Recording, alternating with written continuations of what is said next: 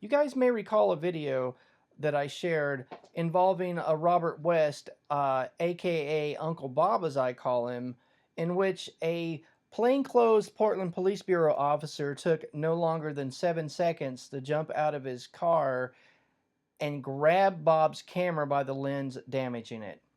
Well, there was a CRC hearing recently where a citizen's body basically ruled in favor of Bob to sustain his complaint against Portland Police Bureau. Now we have to wait and see if Portland Police Bureau are going to challenge the finding. This is this big, long, convoluted police accountability process that we have here in Portland, Oregon. So if Chief O'Day decides to not take the recommendations of the Citizens Review Committee, basically it goes to City Council for a vote, and that means more hearings and more bad press for Officer Grushong. This meeting was just absolutely crazy.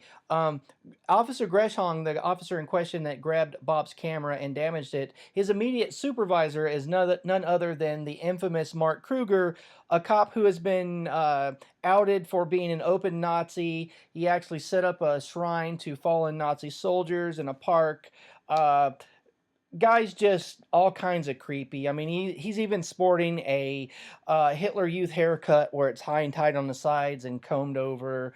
I can't stress enough how entertaining all the interruptions were.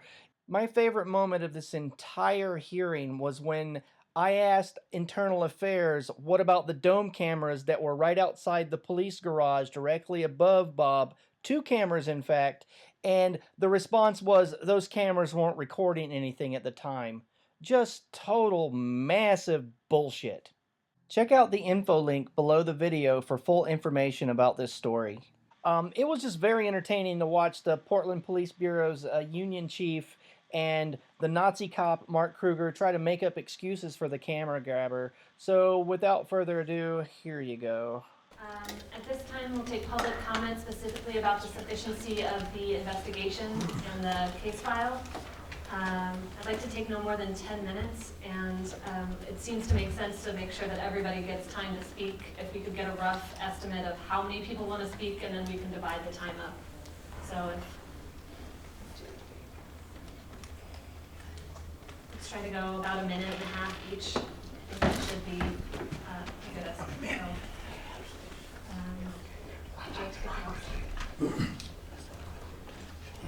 I think, well, I am indicated by your hand. yes, please. Madam Chair? You were just the farthest left with your hand in there, so I started there. I am addressing the issue here before this official body of people charged with the citizen oversight of the police. I am addressing this body in a period of time when one putative candidate for office is an open fascist and another candidate for office is a warmonger. And that's what we're going to have at the presidential level. Around the world, we see authoritarianism becoming more and more militaristic in every country we look at. And right here in Portland, we are struggling with an attitude of the police that looks with contempt upon the Independent Police Review Board, according to the testimony of its director. This is not then a surprise to us observers that the person who has committed this has been brought before the attention of the community before. And I do not think I am making a personal attack in stating that he was brought to the attention of the community for worship at a Nazi shrine.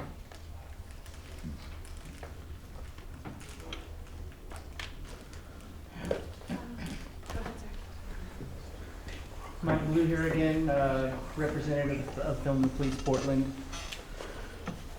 So I have a question for you guys. The dome cameras, ×2, both of them that were directly above Robert West. Did IA actually look at those cameras? Because that would show definitively what, officer, they did look at those? Yes. Will those be provided to the public? There was no video footage. The investigator checked for cameras across the street, and the cameras that you just mentioned, there was no other video footage available. No footage? No. So you misplaced it?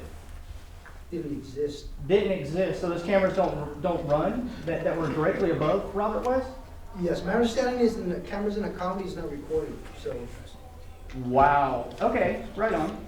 Well, good thing there's police accountability activists that film you guys, because you can't be trusted to, you know, in good faith, use the equipment that you use with our money. That's about all I have to say.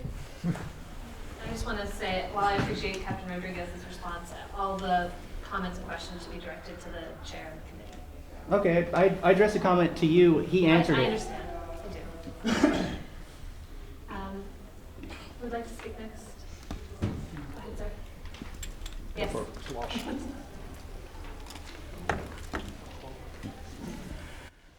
For those of you that are going to vote, I want you to think about this. Suppose it was reversed.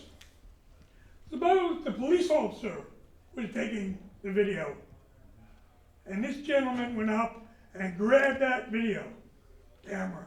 What would happen to him? Beaten the pulp. Think about New York. Selling cigarettes. What happened to that guy? I can't breathe.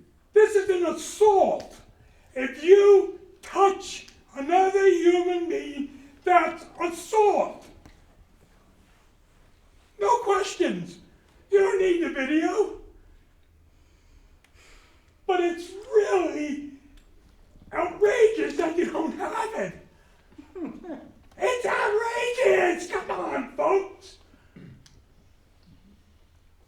This police officer that did that should have been fired on the spot. That is what we call accountability. Not bullshit stuff. For you to vote against this is insane. And you can do it today. You can do it tomorrow. You can do it next month.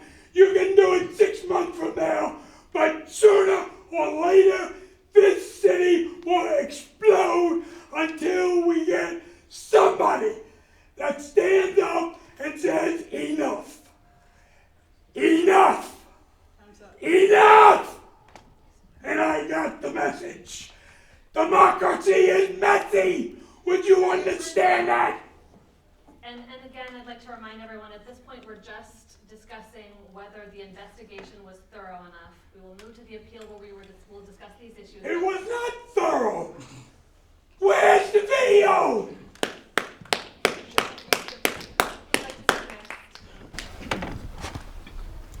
Hi, Madam Chair. I'm curious what sort of safeguards are in place in terms of the PPB, in my view, simply respecting the autonomy and the charge of the CRC, which is to provide citizens review of these sorts of matters. Because the video wasn't provided, it looks as though the PPB doesn't take or regard the CRC with enough deference. And I hope that in the future, the CRC will be able to, or some other body, will be able to provide pathways of communication that allow for equal representation so that the community feels and knows that they are in fact being represented. I thank you all for your service.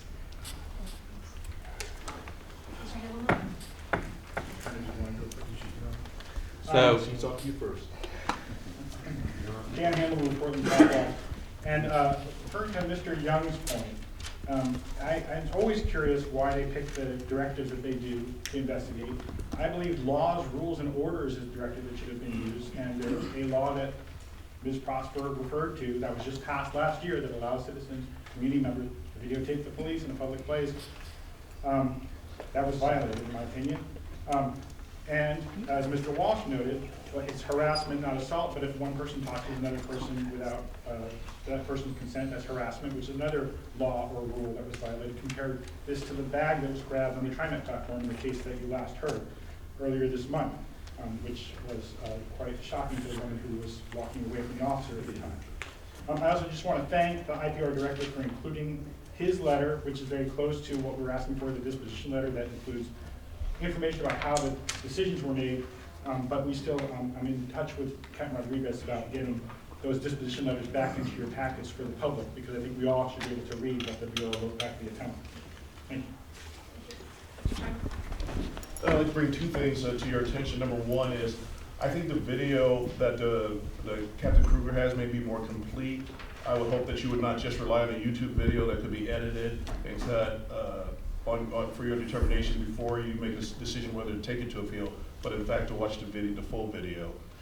And then the second thing is, we believe that this case was sent to the CRC, expedited to the CRC in a wrong manner. City code states that the complainant or the officer may appeal, and once they appeal it, only and only then can the IPR director, the mayor, or the police, the chief of police can then ask for an expedited CRC hearing. And so I don't think that happens.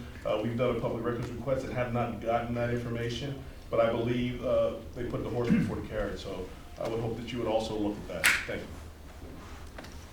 you. Thank you. For the record, I'm Charles Johnson, privileged to speak after Police Union President Darrell Turner's advocacy for thuggery.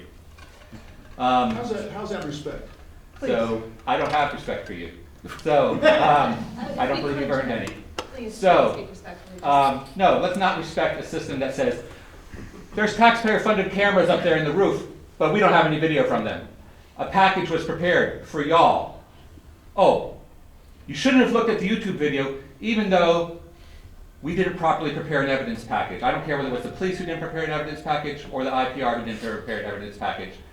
All that happens here is a thug with a gun assaulted a citizen, should have been referred for prosecution to DA Underhill. That is how this hearing needs to resolve, regardless of what you think about the adequacy of the evidence.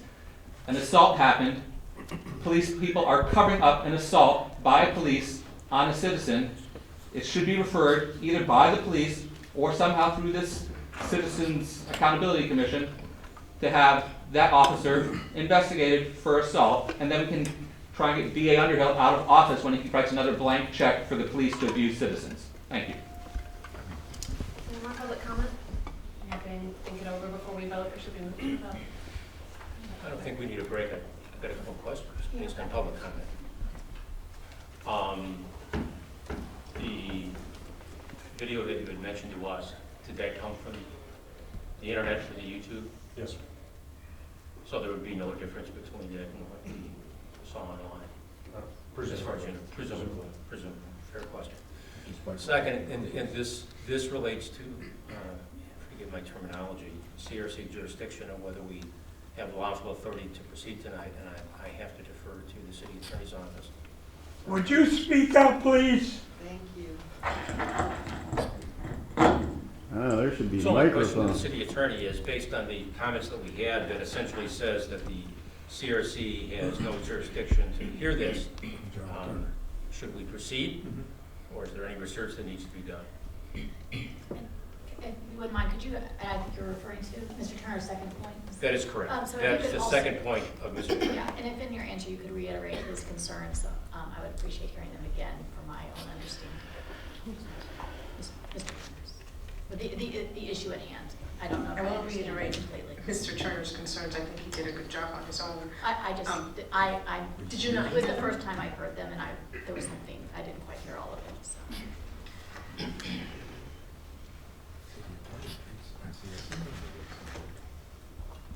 So it's the position of the city attorney's office that Mr. West filed a timely notice of appeal on February 11th within the 14-day period, and so this case is properly before you.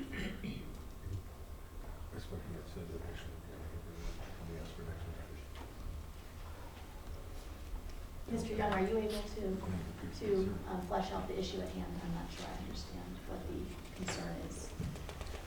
Just as I understood, what Mr. Turner said is that proper procedures under the city code hadn't been followed, and to use my terminology, if that's true, it could be argued that we have no jurisdiction to hear this, and I didn't want to take up a lot of time if the city attorney's office felt that there was an issue that needed to be researched. What I heard is that the assistant city attorney is satisfied that we have the lawful authority to proceed. And that was the only basis for my question. I didn't want to take up a lot of time if, in fact, the attorney, after hearing those comments, wanted to do some research. Anybody else have questions or comments? I just wanted to ask the CRC if we can possibly, I think we should possibly examine whether this allegation should be applied to Directive 0315.00, the laws, rules, and orders. And if the chair can possibly read the summary of that directive so we can see if there is, enough material within the current investigation to add the allegation to that directive. I'm sorry, you want to read the directive that's... So because there is a law that provide folks the opportunity to film the police in public settings, there was a comment that maybe the directive that should have been applicable here is not 310, but rather 315. And so my question to you, CRC members, I think we should consider applying the allegations of 315 laws, rules, and orders, rather than in addition to conduct. So you would suggest perhaps sending it back for new allegations and additional investigation related to those new Yes. investigations? That's my suggestion. And I strongly feel that that's where, we potentially have a lot more material to explore, since there was a law in place that enables people to film the police. And I kind of question whether the officer knew that there was a law in place at that time. Any thoughts? So, Mr. Severe, is that one of that directive number that we're talking about, was that in your consideration? It was an IA investigation. So I'm sorry. So- sorry, forgetting. There are many policies that are applicable, okay? So the conduct, is that professional? Is that what we expect our officers to act like? Now, we can always, for your consideration, add another applicable directive. Sometimes there's 2, 3 applicable directives. What was focused on was the conduct of the officer. Is that professional? Is that what we expect from our police officers? So that was my rationale for my controvert of the investigation. So, But, the other thing is, I'm sorry. Sure. The other thing is that we as a CRC member should look whether the officer violated a law that was in place. And so that's where the 315 is applicable, given the investigation. In my opinion, and this is just me speaking, I think that the times where I think that we need to send things back for additional investigation or new allegations is where something happened in the encounter that we saw that wasn't even looked at.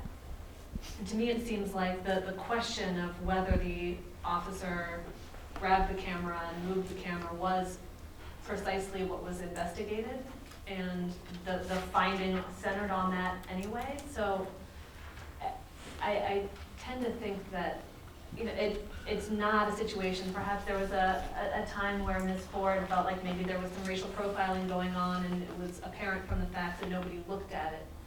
It seems like to me, the question of whether what the officer did in a specific encounter was appropriate was examined.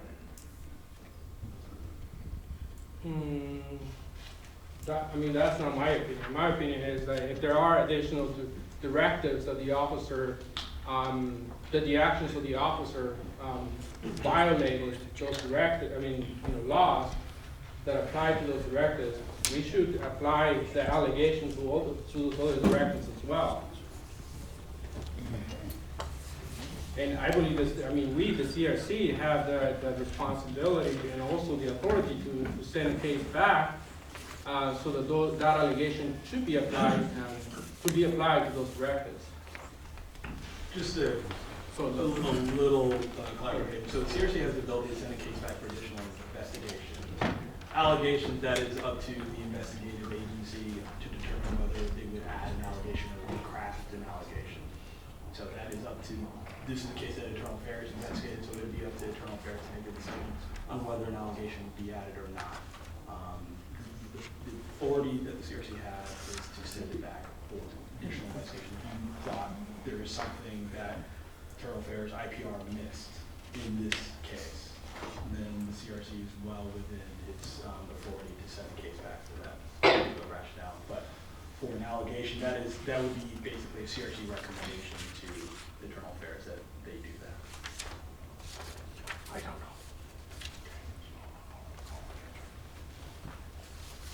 Anyone else?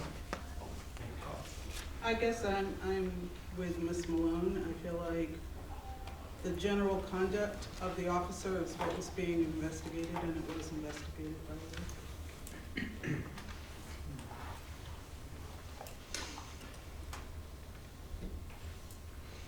I mean, to me, it's like one of the things that you don't investigate within the case file is the fact whether the officer knows that there are laws in place that enable people to film in public.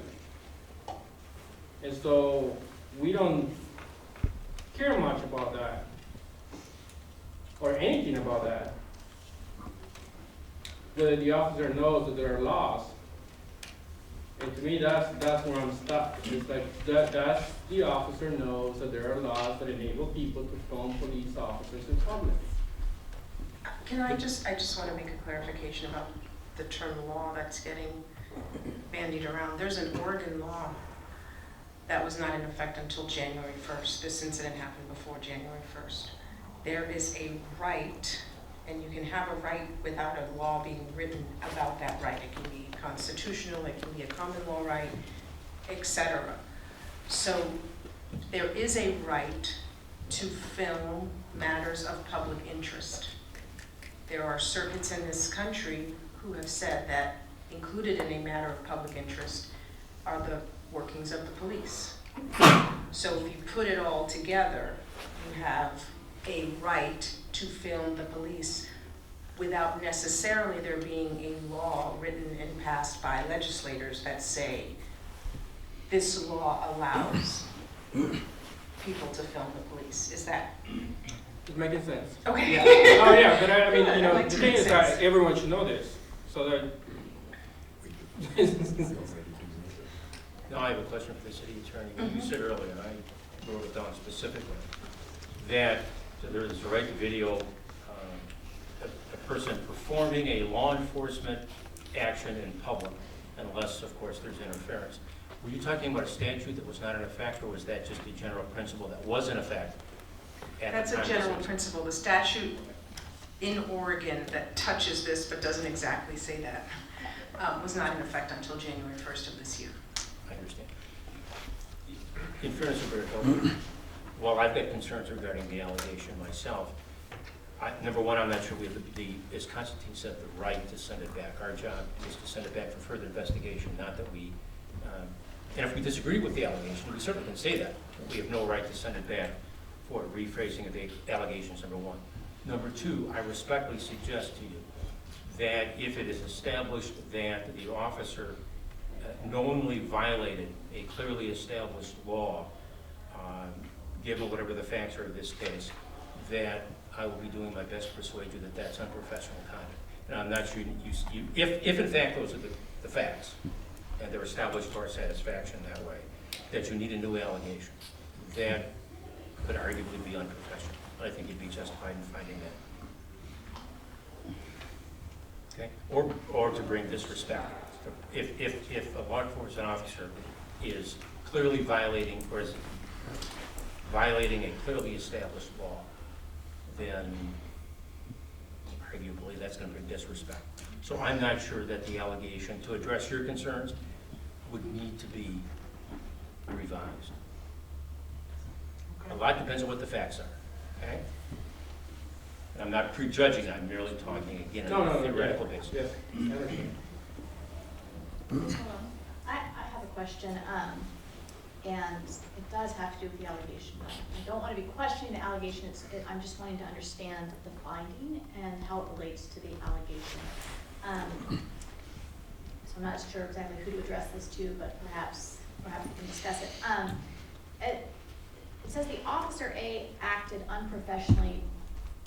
Officer A acted unprofessionally when grabbed the lens. There's maybe a missing pronoun there. Grabbed the lens of complainant's camera.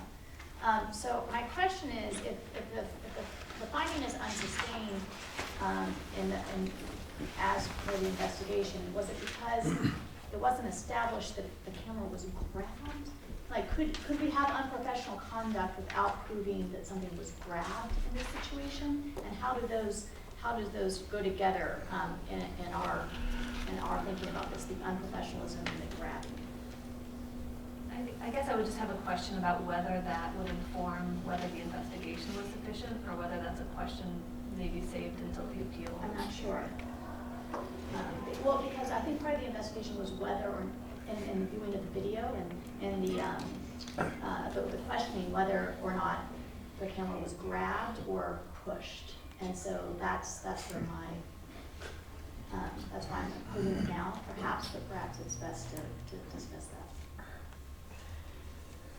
post this initial vote. So is your question whether, if there was a difference between the grabbing and the pushing of the camera, would the outcome have been different? Correct. Could we say that even if the camera was not grabbed, as it says in the allegation, that there could still be unprofessional behavior? I think this is for the appeal, because I don't think that whether it was the grabbing or whether it was the pushing would change the investigation that I wanted.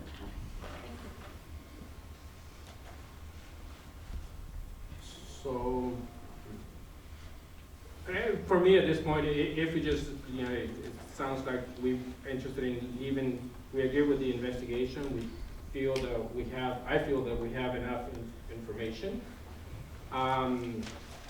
So, and if we leave the allegation as is, then I also agree that we have enough information in the investigation to move through the appeal process.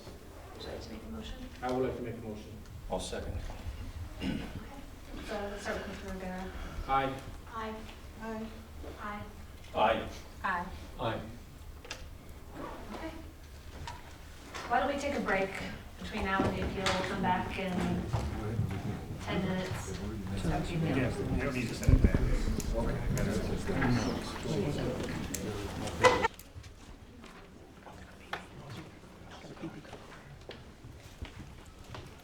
Don't get arrested while I'm gone. Okay, so we're going to move to the appeal. Just want to frame it for everyone. The bottom line question of the appeal will be a majority vote by the CRC that answers the questions where was the Bureau's finding reasonable and supported by the evidence. We will have three options. We can affirm the finding, meaning that the committee believes that a reasonable person can make the same decision based on the available information, whether or not the committee agrees with the finding. We can challenge the finding, meaning that the committee believes a reasonable person would have reached a different finding based on the available information, or we can refer it back to IA for further investigation. We do this on an allegation by allegation basis. In this case, there's a single allegation, which is Officer A acted unprofessionally when he grabbed the lens of complainant's video camera. The Bureau's finding was not sustained. This means that the evidence was insufficient to prove a violation of policy or procedure. The policy provision at issue here is 0310, that's right, .00, conduct professional. I believe we're in particular, the investigation focused on subsection 1, which states members, whether on duty or off duty, shall be governed by the reasonable rules of good conduct and behavior and shall not commit any act tending to bring reproach or discredit upon the Bureau or the city. In doing this, we're going to start with a summary of the investigation presented by IPR, and then they're going to show video. We'll then hear a statement from the appellant and any representative or witnesses that he has brought with him. The officer is not here, so he will not be providing a statement. He would have had an opportunity to do so. Sorry? I will as his representative. Okay. Mr. Turner will speak as his representative. We'll then hear an overview of the investigation by IA, although we have heard that already tonight, so it might be abbreviated. And we'll then hear an explanation of command staff's findings from the Bureau. IPR will have an opportunity to comment. I'll repeat the allegations I read a moment ago, and then we'll have public comment related to this case. After public comment, we'll hear rebuttal from the appellant, the officer's representative, and IPR IA, and then we'll move to a vote. We'll each provide an explanation for our vote. I'll then explain to the appellant the outcome of our vote, and at the end of the hearing, we can discuss any policy, training, or investigation issues that have come up in the course of our review. So with that, I'll leave it to IPR to present on the investigation. May I put one thing on the record that I forgot to mention to you? Julie Ramos and I happened about a week ago to attend a COAB accountability subcommittee meeting. And at the end of the meeting, one of the agenda items was a presentation by people regarding the filming of police. Once we found that was on the agenda, we excused ourselves from the meeting out of respect to Mr. West. He was kind enough to withhold any comments until we left the room. So just so that the record is clear, once we realized there was a potential conflict of interest, we excused ourselves, and Mr. West cooperated with us in that regard. I merely wouldn't put that on the record because that's how people should be presenting themselves when you're sitting here as sort of a kind of judicial body.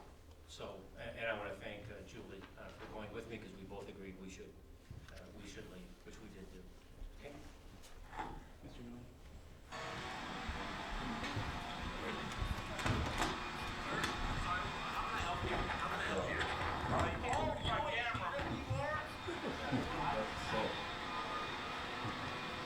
Oh, 3, 5, EQQ. That was a vice cop.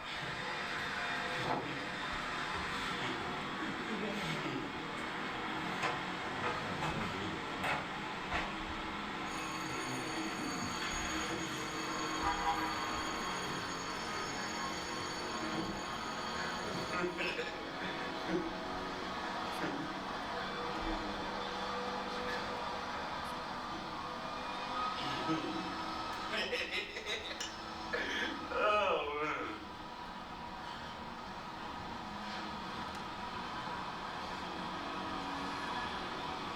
So, somewhere you grab my fucking camera.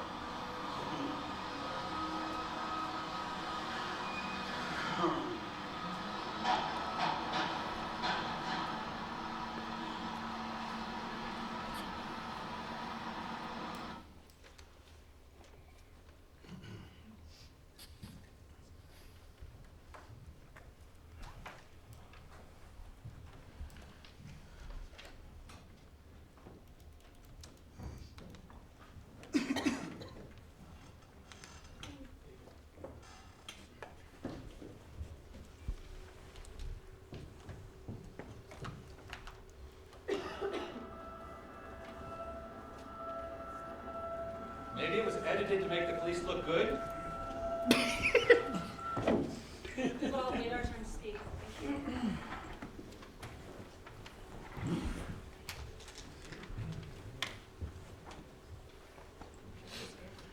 Yes, ma'am. Madam Chair, so this complaint, as described earlier, occurred outside Central Precinct October 20th, 2015, between 9:30, 10 o'clock in the morning. Officer A is seen leaving the underground parking garage of Central Precinct in the unmarked Portland Police Bureau SUV. Was on duty at the time. The community member was videotaping on the sidewalk. Officer A leaves his vehicle, extends his arm towards the video camera in the complainant's hand. I'll just break down what the different parties to this incident during their interviews, what they had to say. The complainant stated during his interview that he was recording outside of Central Precinct. The officer came out. The officer came over to him aggressively, grabbed his camera, and tried to take the video camera away from him.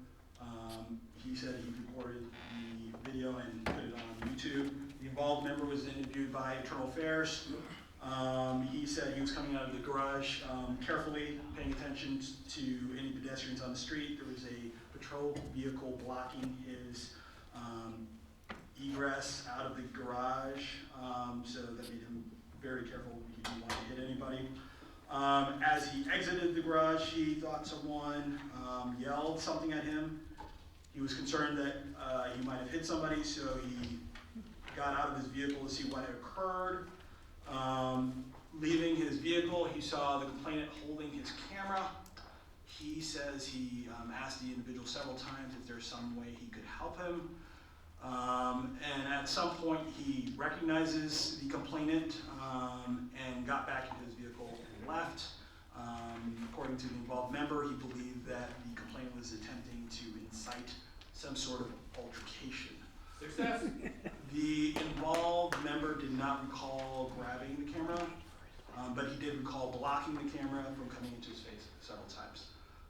So the history of this case is the city received notice of the complaint. Internal Affairs did the investigation. Upon investigation being complete, it was forwarded off to findings. The member is part of the Drugs and Vice Division. The captain of the Drugs and Vice Division did his findings. It was forwarded to Captain Rodriguez and myself, and the assistant chief at that particular time, Captain Rodriguez and myself, both controverted the finding, which was a finding of not sustained. We both wrote memos documenting our concerns about this particular case. The case was then referred to the Police Review Board, which is an advisory board to the Chief of Police. The facts and the findings were reviewed by the PRB. The board voted 4-1 with a finding of not sustained. I then put in my memo requesting that the CRC hear this matter as an expedited appeal, while also notifying the complainant of his ability to ask for a review by the CRC. The appellant filed his notice, I believe, on February 11th.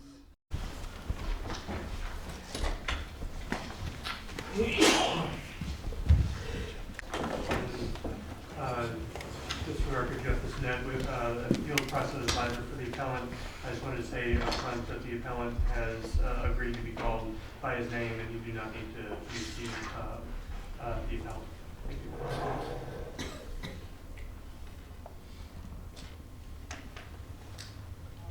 Okay. I was sitting outside Central Precinct filming. I was standing still. I observed the vehicle coming out. I videotaped it. I didn't say anything, didn't do anything. If you notice, I didn't say or do anything, except the videotape. The officer went out, stopped his vehicle, came around, asked me, is there anything asked me some questions, what can I do for you, what can I do for you, and then he grabbed my camera. He grabbed it by the limits. If you see what his statement was, he stopped for a vehicle. There was no vehicles going where the camera could video, and I had the street view, so there's no vehicles in front of him. Two, at no point did I yell at him or do anything to draw his attention except videotape. Three, it's obvious by him going like this, he grabbed the camera. And so my question is the officer's credibility from what you see on the video and what his testimony was. And it's a shame he's not here because I'd love to ask him questions. And so that's what I wanted to bring up to you guys is what happened. I was sitting there filming, and yeah, I did chase the vehicle down the street. You know, because I was, it sounded like I was laughing, giggling, but inside I was mad that he grabbed my camera. But also, when I get mad, sometimes I'll laugh. That's just a nervous reaction that I have. But the camera's over $1,000 camera with the lens, and anything could have happened by him grabbing it, and maybe it came off the neck and got dropped or broken or whatever. The lens was broken. I mean, you can still videotape with it, but it bounced when you videotaped. And it was more of a nuisance than anything else. Later on, when I was filming Christmas, a guy hit the lens, and then it was really bad. I had to switch lenses. And so that's what I wanted to bring up to you guys. I'm trying to be, I remember everything perfectly. I went over several times to look at it. I looked at those cameras up there, and I was shocked when I heard today that there's no footage from them. Because I didn't yell at the officer. I didn't do anything that would draw the officer's attention except videotape. And I believe I got that officer off guard when I was sitting there with the camera. But I didn't do anything to incite or make the officer mad, or anything that would require him to stop his vehicle and come back and grab my camera. So that's what I wanted to bring up to you guys. Thank you, sir. Any questions from the CRC? Mr. West, what was the purpose of your being out there filming? Share that. I film all police interactions, and sometimes what I'll do, I'm notorious at North Precinct, most of them know me there. I'll film police cars, including undercover police cars, just because I keep a log of vehicles and I put them on my YouTube channel and stuff like that. But I also film police interactions and stuff. I went to Burns and filmed the police there. I basically do what I can to keep the police accountable for what they do. And sometimes things like this happen, but my intent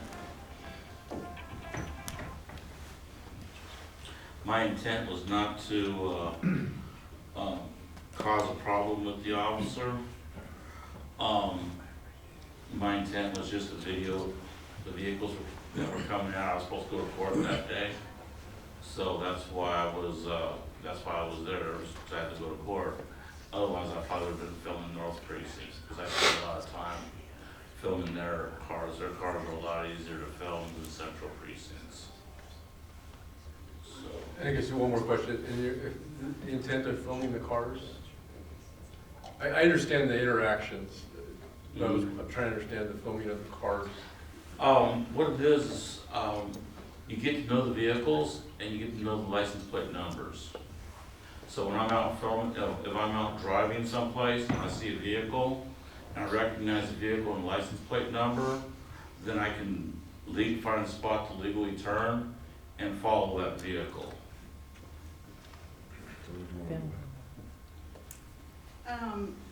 Can you show me, using your APA, like how far away from the officer you were? I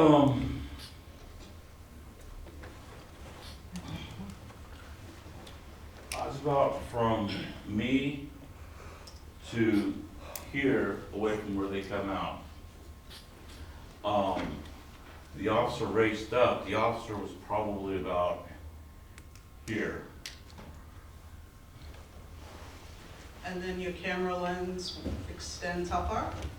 The camera lens only extends this far. My camera's about like with lenses about like this. I don't have the camera, but I got another. Okay, thank you. Mr. West, why did you video this particular vehicle? I was videoing all the vehicles that were coming out that were not marked police cars. I thought the police were on trial here. Sir, What's public that? comments later. Did you recognize the driver? No, I didn't. Did you indicate in your statement that you videotaped this because you recognized the driver from the past?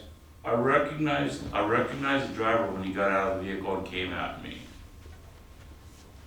I recognized him as Officer Gershon. But inside the vehicle, I did not recognize him. Yes. So it sounds like you have like a blog, like a video blog. This is, you have followers, people that watch the videos. Can you talk a little bit about what that role is, like the role that you do? I have a YouTube channel. Huh? I got over 700 subscribers, like 780 subscribers. And I go out and I film the police. Oftentimes I'll film their equipment, you know, like the SWAT raid, I film their equipment and stuff like that.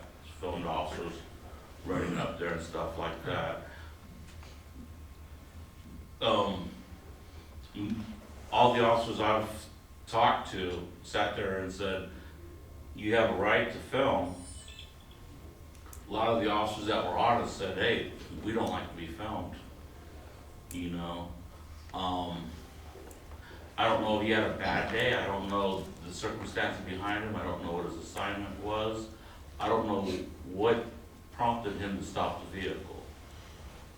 So let me get this right. This is something that you do every day.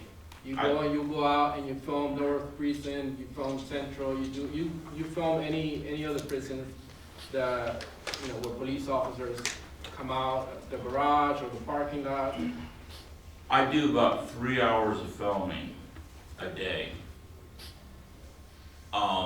Sometimes, like for instance, if I'm downtown, I gotta go to court for some reason. Central Precinct's a good place because the vice cops, I understand some of the other units and stuff come out of there. Game Task Force comes out of North Precinct. A lot of them have vehicles, you know, that you wouldn't recognize as police cars with personal license plate numbers. I take a special interest in the ones that have personal license plate numbers that you can't tell that are police officers. And that is because if I'm following a car, right, that has 2 officers in it, and it doesn't look like a police car, then I may not even pay attention to it as a police car. But if I recognize the vehicle and I recognize the license plate, then I'll know that's a police car and that's a vehicle that I may want to follow. So I went to your YouTube to find the video, and I had to scroll down a lot. It seemed like you post maybe 2 or 3 a day. This was back in October, so there was so many. Has anything like this happened before, where someone has approached you or come, you know, grab the lens or reached out towards the lens or anything like that? I've had people that were citizens do it, but that was the first time I had a police officer do it. First time and only time? First time, only time that I know of, yeah. How many months, years have you been doing this? Almost 2 years. I mean, I've had them put their hand up like this and block, but not grab. Tell them how many videos you've done, Bob. I did over 3,000 videos, almost 3,100 videos.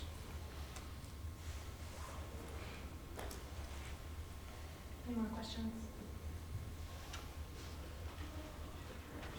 Well, the video does seem to speak for itself, and I want you to tell me if you agree with my interpretation of the video. The officer does come up and grab the camera. Yes. Agreed? He recognizes you, and of course, then what he says is obvious. Is that a fair characterization of what happened? Yes.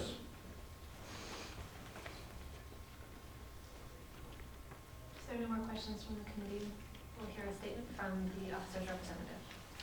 Thank you, Mr. West.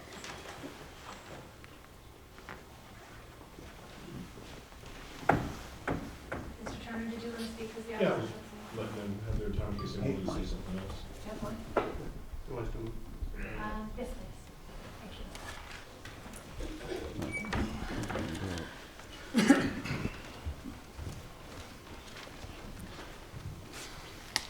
Did you grab the camera?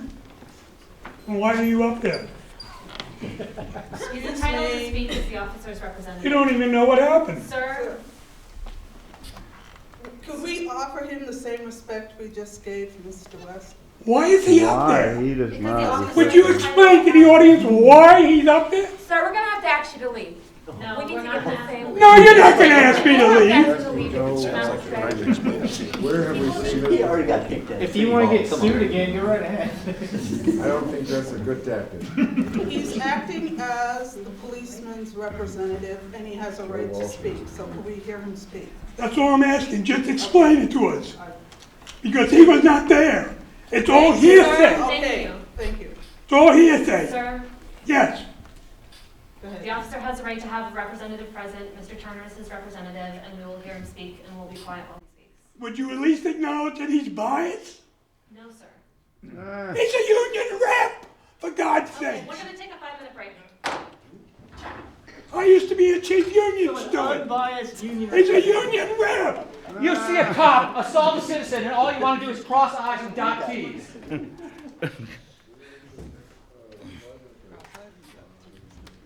Are you unbiased, Daryl Turner? Jesus. Yes, sir. The Portland Police Union is unbiased. Pretty soon they'll say the city attorney's unbiased too. I'm gonna go have a 5-minute. They'll write an unbiased check. Daryl Turner will get him to write a check. What a sham. Jesus. These late meetings. What? These late meetings. I told you I'd be I'm really cranky this time tonight. You would. That's what I'm saying. You would. This is what we're here.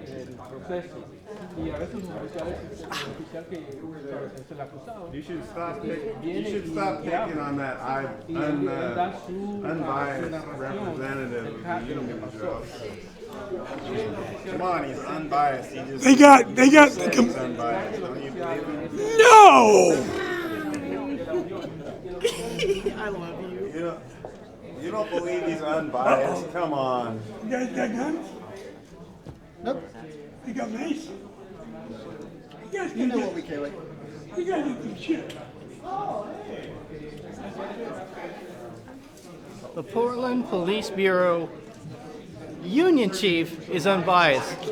How's that?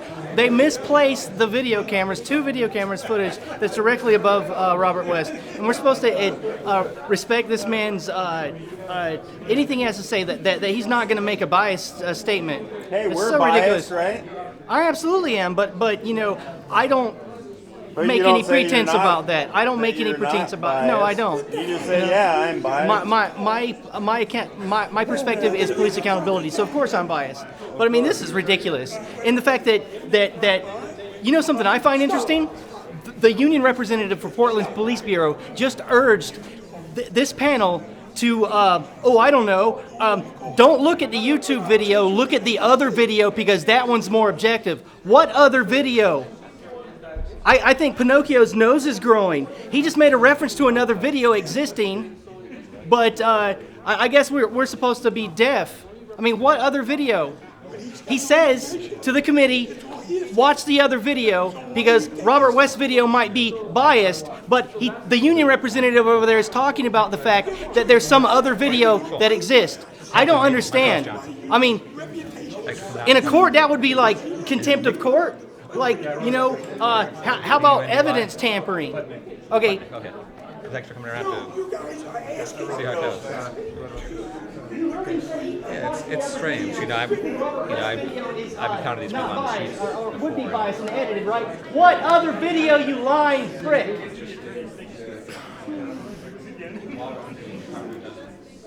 Daryl Turner, the most unbiased man in America. Are you two cause of trouble? You two are. So with that, I believe, if David's around, I don't believe that Mr. Turner's microphone is on. Okay.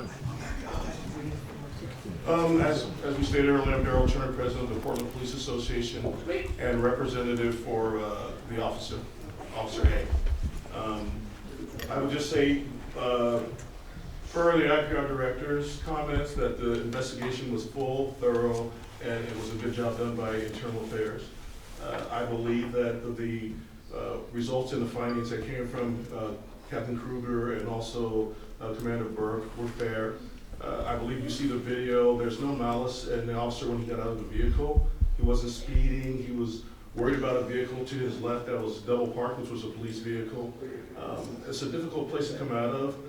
I've been a police officer for 24 and a half years, I've come out of there hundreds of times, and you're never comfortable. There's actually a bell right there that alerts the pedestrians who are coming past that a vehicle is coming out, because it is a blind spot, and it's been a blind spot for years. Per his own testimony in Internal Affairs, which I sat with him in Internal Affairs when he made his testimony, the Officer A, as he stated, thought he heard somebody yell, thought maybe he might have either hit somebody or cut somebody off. As you see him come out of his vehicle, he's not aggressive. As a matter of fact, he walks out and says, "Can I help you, sir?" or "Do you need some help, sir?" Which is appropriate. When a camera's put in his face, yes, he put his hand up. Whether he grabbed or whether he put his hand up to right on the lens, it's a natural reaction when something's put in your face to do that. Once he saw the camera, once he saw who it was, he turned around and walked away. He wasn't aggressive, he wasn't assertive, got in his vehicle and drove his vehicle away appropriately, not speeding away, not burning rubber or screeching his wheels, but just driving away. It was a simple interaction, that's all it was. It wasn't an officer trying to stop someone from filming, it wasn't an officer trying to assault anybody, but in fact, something that happens every day. And a normal person probably would react in the same way. As Mr. West said, he's filmed 3,000 videos, and he's had several times where people have put their hand up to protect themselves from the camera going in their face. It's a natural reaction for a lot of people, and so that's what happened, and I believe it was an appropriate investigation. I believe it was a thorough investigation, and I believe that Officer Groshon would have been here, except for you hear the things that are going on here, and that's why he's not here tonight. That's why I'm here in this place. Thank you. I think we can ask questions. I would say, are you comfortable answering questions? Sure. The allegation is that this officer acted unprofessionally when he grabbed the lens of Mr. West's video camera. Your perspective, was the grabbing of the lens professional or unprofessional, and what are the reasons for your opinion? I think it's a natural reaction when somebody puts something towards your face to put your hand up. I think, as Mr. West stated, he's had it happen several times to him by civilians, by people who are not police trained, let alone people who are police trained. In all your career, you're trained to protect yourself if something's coming towards you. And one thing Officer A did was he put his hand up to protect himself, not knowing at split second what may have been coming at his face. Once he realized what it was, he actually pulled his hand away and said, "I know who you are, I know you," and walked away, a smile on his face, not assertively, not aggressively, and drove away. So I believe it was professional, it was a natural reaction. We all have reactions to how we act towards things. Some people will duck back, some people will lean forward and try to get out of the way, and some people put their hands up. Okay, thank you. So you're saying that what you saw, or what the officer saw, was the camera coming towards him, or was the officer coming towards the camera? Once he started walking towards it, he also saw that coming towards his face. The officer came in towards the appellant's camera, or the camera went towards the officer? I think it coincided both. As the officer was walking towards him, the camera came towards his face. The natural reaction is to put your hand up and protect yourself. Or just out of shock, you don't see what it is, and you're just protecting your face or your eyes. I'm just kind of concerned because if you notice that the appellant was holding something, wouldn't that kind of create a reaction in the officer to stop walking towards it, rather than, I mean, Not necessarily, people all the time, like Mr. West had stated, he's had people put their hands up before in that same manner. Maybe not grab but it, you but see, put his- there's different variables. Yes, sir. There's different variables. We're looking at this set of variables, and so when we're looking at training, officer training, when we're looking at officer training and someone is pointing something towards them or someone is aiming something towards them, what should be the officer's reaction? Different officers react in different ways, just like in different people. Given training, Excuse me? given the officer's training. That's what I'm saying, as a 24-and-a-half-year veteran of the police bureau, who's been through extensive training through in-services and also through my training at the Basic and Advanced Academy, also at one time being a defensive tactics instructor, that people react differently in different situations, even if they're police officers. We're also human beings and people like everybody else. I'm just kind of concerned with your narrative of what you saw, is that, to me, it's like if someone is pointing, like if someone walks out of the car and they walk towards that person and they see something, that they are holding something, the reaction will be like to kind of stop and kind of assess the environment. So in this case, that didn't happen. That's your perception. Like I said, even Mr. West said there were times when people put their hands out towards the camera. So it's not an anomaly for somebody to do that, sir. True, but we're talking about different variables here. We're talking about, we don't know those other videos. What we know is what we have now in this investigation. Yes, sir. So, so my concern is that, we don't see, if someone is pointing something, especially, I don't know what color the camera is. It could be a silver, it could be a black one. Yes, sir. If someone is pointing something, I think that the normal reaction for the officer, given the officer's training, especially when you talk about training, to kind of assess the environment, to fully assess the environment before you react. We don't see that reaction in the video. We see an officer, and I'm going to contradict your narrative here. We see an officer that goes straight to the camera with his left hand, holds the camera. You can see the palm of the officer, holds it for 2 seconds, actually time it on the video, holds it for 2 seconds, lets it go, then he pushes it away. Now, when he's going for the camera, he says, "How can I help you?" He actually said that prior to when he was walking up to him, sir, yes, in the video. So then he holds the camera, then he lets it go after 2 seconds, and then he pushes the camera away, realizes who the person is, he says, "I know you." He smiles, the officer smiles. You see the officer smiling and walks away. Yes, sir. So Nothing that's where aggressive, it's at. nothing aggressive in his manner. No, I didn't say that. It's just, to me, the thing the concern that I have is that the officer didn't take time to assess. What we see is an officer reaching for the camera. And so he didn't take, the time to assess what was going on. Sure, sir. And so he assessed, and then he saw a target. Hey, sir. And He your, saw and the sir, target. your Sir, assessment, please. your Targeting perception of what he child assessed, watchers. and his That's what's perception of what happening. he assessed, and my perception of what I saw in the video, obviously I sat with him during the interviews, and what he said are all different, and that's why we're individuals, and why we react differently to different situations.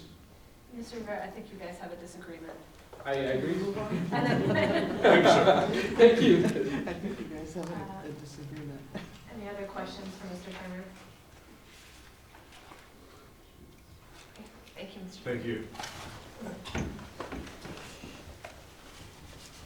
right, at this time, per protocols, we're going to have an IA or IPR overview of the investigation. Is there anything you would like to add? Nope. Okay. You're that cop watcher. And now, this is the time where the Bureau will explain its findings. So, again, my name is Captain Kruger, and I'm the officer's commanding officer in the Director Vice Division.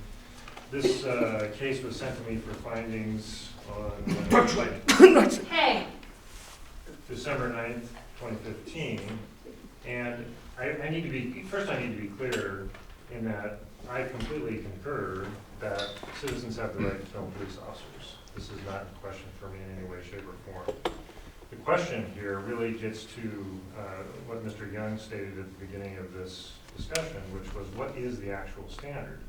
And the actual standard under 310, which I believe is the appropriate directive applied to this particular case, members, whether on duty or off duty, shall be governed by the reasonable rules of good conduct and behavior.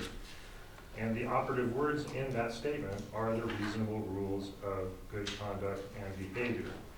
The officer in this case, as we've heard already this evening, was leaving the Justice Center. The officer states very clearly in his testimony to Internal Affairs that he perceived someone yell or a noise, something that led him to believe that he could have potentially struck someone or cut someone off on the driveway apron coming out of the parking structure. So immediately stopped his vehicle, and he immediately went to the rear of the vehicle. At that same time, the complainant was coming from the other side of the vehicle, and they met at the driver's left rear corner of the Chevrolet Tahoe that the officer was driving. The officer in this case states in his IA interview that as he approached the complainant, that the complainant basically tried to put a camera in my face, and was basically blocking him from doing that. Internal Affairs asked the officer, so you feel like he was in your personal space? And the officer responded, yes. The entire incident, the entire relevant portion of this incident lasts for 12 seconds in the video. From the time the complainant turns on his camera, which by the way was turned on after Officer Groshong's vehicle had crossed the driveway apron. So we don't know if anyone made any comment or said anything that Officer Groshong would have heard, because the camera wasn't running, or the camera didn't capture any of that information. This incident, from the time the vehicle comes to the driveway apron, and the time the officer drives away again, lasts exactly 12 seconds. So the contact between the officer and the complainant, lasts anywhere from between 9 seconds or 10 seconds or thereabouts. The officer immediately exits his vehicle, and as he approaches the rear of his vehicle, he sees this object being pushed towards his face and puts his hand up towards the camera lens, which in this case turned out to be a camera lens. He screens the camera lens with his hand, and that's very clear in the video. I'm going to disagree with everyone here that thinks otherwise. In my thorough review of the video, having watched it dozens of times, in fact, having gone to the trouble of having the Forensic Evidence Division take it frame by frame by frame by frame, there is no evidence in this video that the officer grabbed the camera at any time. Oh, Jesus. Definition. Some people say the Holocaust never happened. Listen, do we need to take another break? Yes. Yes? Okay. Ms. Malone, I would prefer to continue. I would prefer that you okay. manage this undignified spectacle so we can continue. Sir, I am trying to. Ad hominem above all. Wow. $5,000. Please stop. Please stop. We are here to try to resolve Mr. West's appeal. All of this is stopping us from doing that. Please help us. Yes, lies from the police are stopping us from getting to the truth. I'm done now. I will not say anything for 3 minutes. Please don't say anything until the time for public comment. The Merriam-Webster dictionary definition of the word grab, and I presume we can all agree that the Merriam-Webster dictionary definition would probably be appropriate, says that grab is defined as to quickly take and hold someone or something with your hands or arms. In my review of the video, that's not what we see. What I see as I review that video again and again and again is I see the officer screening the lens of the camera. I see the officer, I realize in the officer's testimony that he feels like his personal space is being compromised, and he's concerned about what is going on. He very quickly, during this 9 to 10 second period of time, realizes exactly what is happening. And remember, as the officer approached the rear vehicle, he had about 1 second to make a determination about how he was going to respond to what confronted him. And under those circumstances, his reaction was not unreasonable under those circumstances, which is the standard under the directive. I would suggest to any of you, I certainly feel this way myself, if I found myself confronted by that set of circumstances under similar conditions, I may react that way myself momentarily until I determined what was going on. Based on my review of the case, that is my belief about how the officer reacted to what he was confronted with at the moment. He took seconds to determine what was going on, and then he broke contact with the complainant. There's no evidence in this video that the officer attempted to take the camera away from the complainant. In fact, the only evidence that I can see in the video is that the complainant appears to slap the officer's hands. So there's nothing here that indicates to me that a grab occurred, which is what the allegation states. Now, I have to change gears slightly because in Director Severe's controvert of the finding, he somewhat changed the focus of the allegation, or suggested that we change the focus of the allegation to exactly what you all have been discussing here today. And that is, if you set the issue of grabbing the camera aside, and you look just specifically at the conduct issue alone, is it a conduct issue to put your hand in front of the camera? And again, I want to be very clear. I absolutely believe citizens have the right to film the police, and this is not an issue in any way, shape, or form in my mind. The question really is, was the officer's behavior reasonable under the specific set of circumstances that exist in this case, under the specific set of circumstances that occurred in the 9 to 10 seconds that this interaction took place, before the officer realized what he believed was going on and got back into his vehicle and left.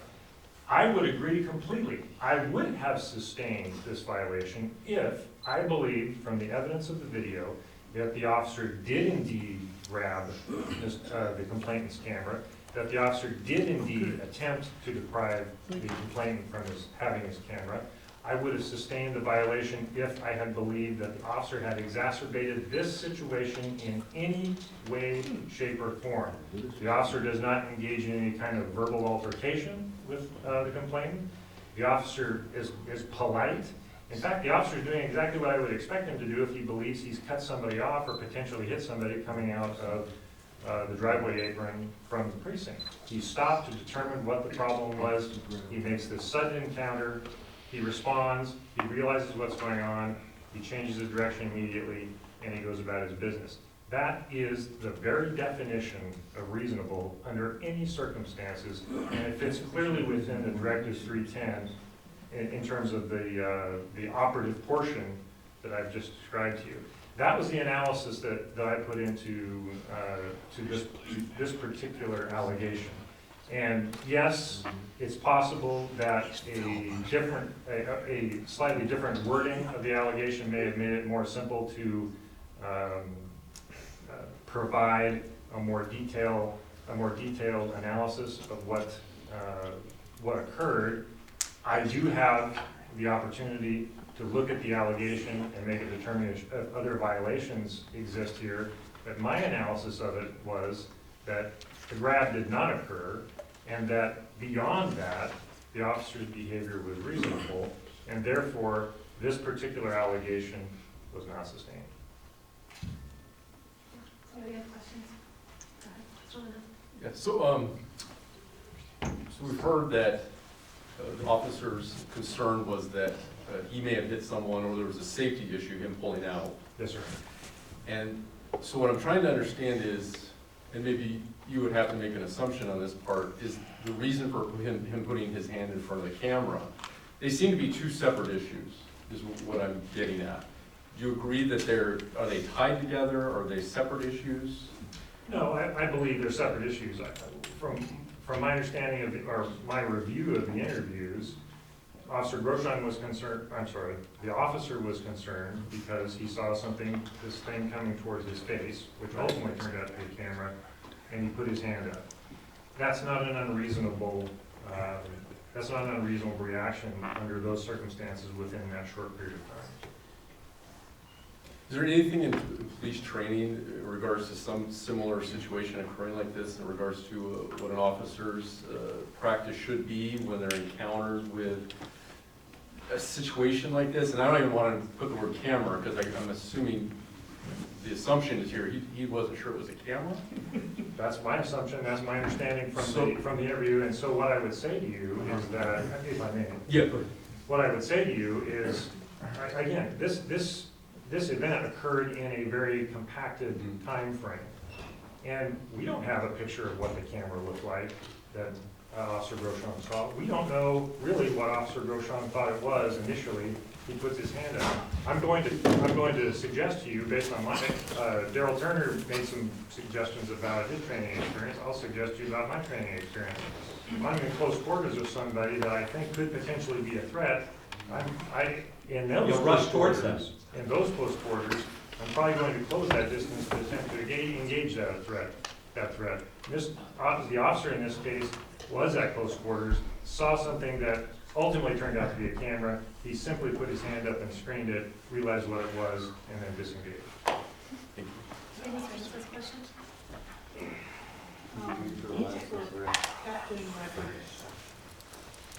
Well, I'll be very brief, and, Oh, I think she just wanted to ask you a question. oh, I'm sorry, oh, So- oh, you want to ask me a question? You can still be brief. Oh, okay, I was gonna Were you respond. just gonna talk about your findings?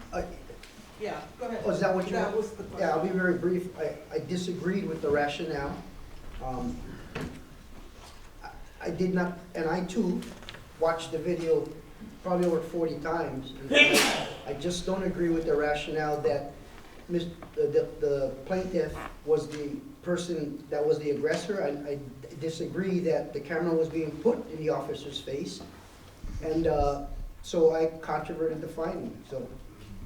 That's-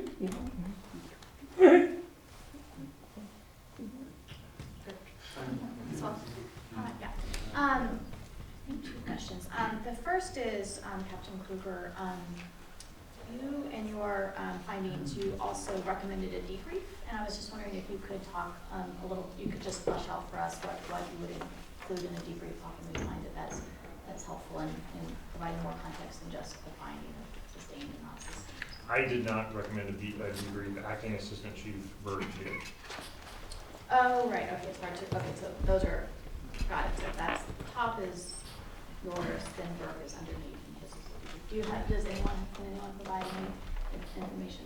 Yes, ma'am. I was actually here, I'm George Burke, I'm the Commander of Detective Division, and I was filling in for the Assistant Chief at the time, so I was privileged with having this come before me and be able to take a look at it. And what I wanted to say is that as I took a look at the fact scenario in the finding and looked at Captain Kruger's words that were in the finding, I absolutely agreed with the fact that in my viewing of the video, which I've watched several times as well, I could not make a determination whether he did or did not. I'm not going to definitively say he grabbed it. I can't say he didn't grab it. The officer at the time in his interview said that he doesn't recall grabbing it, but he didn't say he didn't grab it. So there's a lot of discussion about whether he grabbed a camera, whether he didn't grab a camera.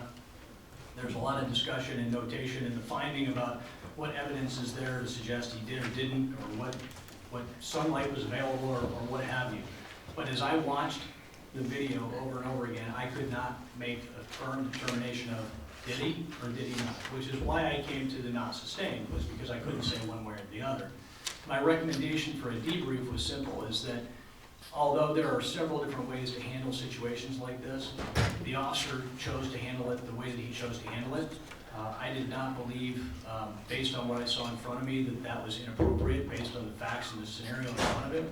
What I do believe is that there are other ways that it could have been dealt with as well, and therefore a debrief was appropriate at the time that I read the finding. And although I concurred with the not sustained, I added the debrief as a recommendation. The other thing that I'd like to add really quickly, just to clarify just one point, and that has to do with the camera system outside the Justice Center. I think it's really important to understand that that building is a county building. We do not maintain those cameras. We don't make sure that they're serviced properly. We don't make sure there's audio or not audio. That's not our system. And so I think it's really important as we talk about those kind of things. I understand the perception, I understand the opinions, but that's not our system to maintain. Did you have a follow-on, or was it a separate question? Because I think there's a... It can be separate. Ms. Gordon? So my question was for you, Commander. So when you watched the video, and you said you've watched it numerous times, you could not tell whether the camera lens was grabbed or not? That's correct. And the reason why, I'll tell you, some of the things that really struck me is I've seen people struggle over things. And when that happens, there's a lot of movement. There's a lot of jerkiness, you can see a struggle. I never, as I watched this video, and I could say we could all watch it again, there is no struggle. If you don't struggle, you're not raised. There is no jerkiness in the camera. I cannot say that that is consistent with what I would expect to see if a camera had been grabbed. Well, so there's a difference between a struggle and someone actually grabbing something. I mean, there was a time where the officer was being filmed and then there's almost a blank part. Like it's pretty clear that the camera was grabbed. But so then you suggested the debriefing on just what? Interacting? Because outside of grabbing the camera, what would you have suggested that the officer be debriefed about? Well, the debriefing was really specific to providing other options as to, I think we've heard it here from the board, and I think it's really important to understand that people deal with things differently. And although I don't think that it was inappropriate what the officer did, I do believe that there were other options that could have been available to him, whether it was closing the distance, whether it was maintaining distance, whether it was not getting, how he approached to cover the lens of the camera. I mean, this is the thing that I don't think anybody's touched on, and the officer says in his testimony when he's interviewed, this is somebody who works undercover. This is somebody who works in plain clothes. This is somebody whose identity or lack thereof is very important in order to perform the function of the job that's before him. He should behave better. When we talk about the ability to perform their duties, this could be a complete interference with the officer's ability to maintain his ability to do surveillance or do whatever actions he has to do as a law enforcement officer in the position he is in. So my last question to you.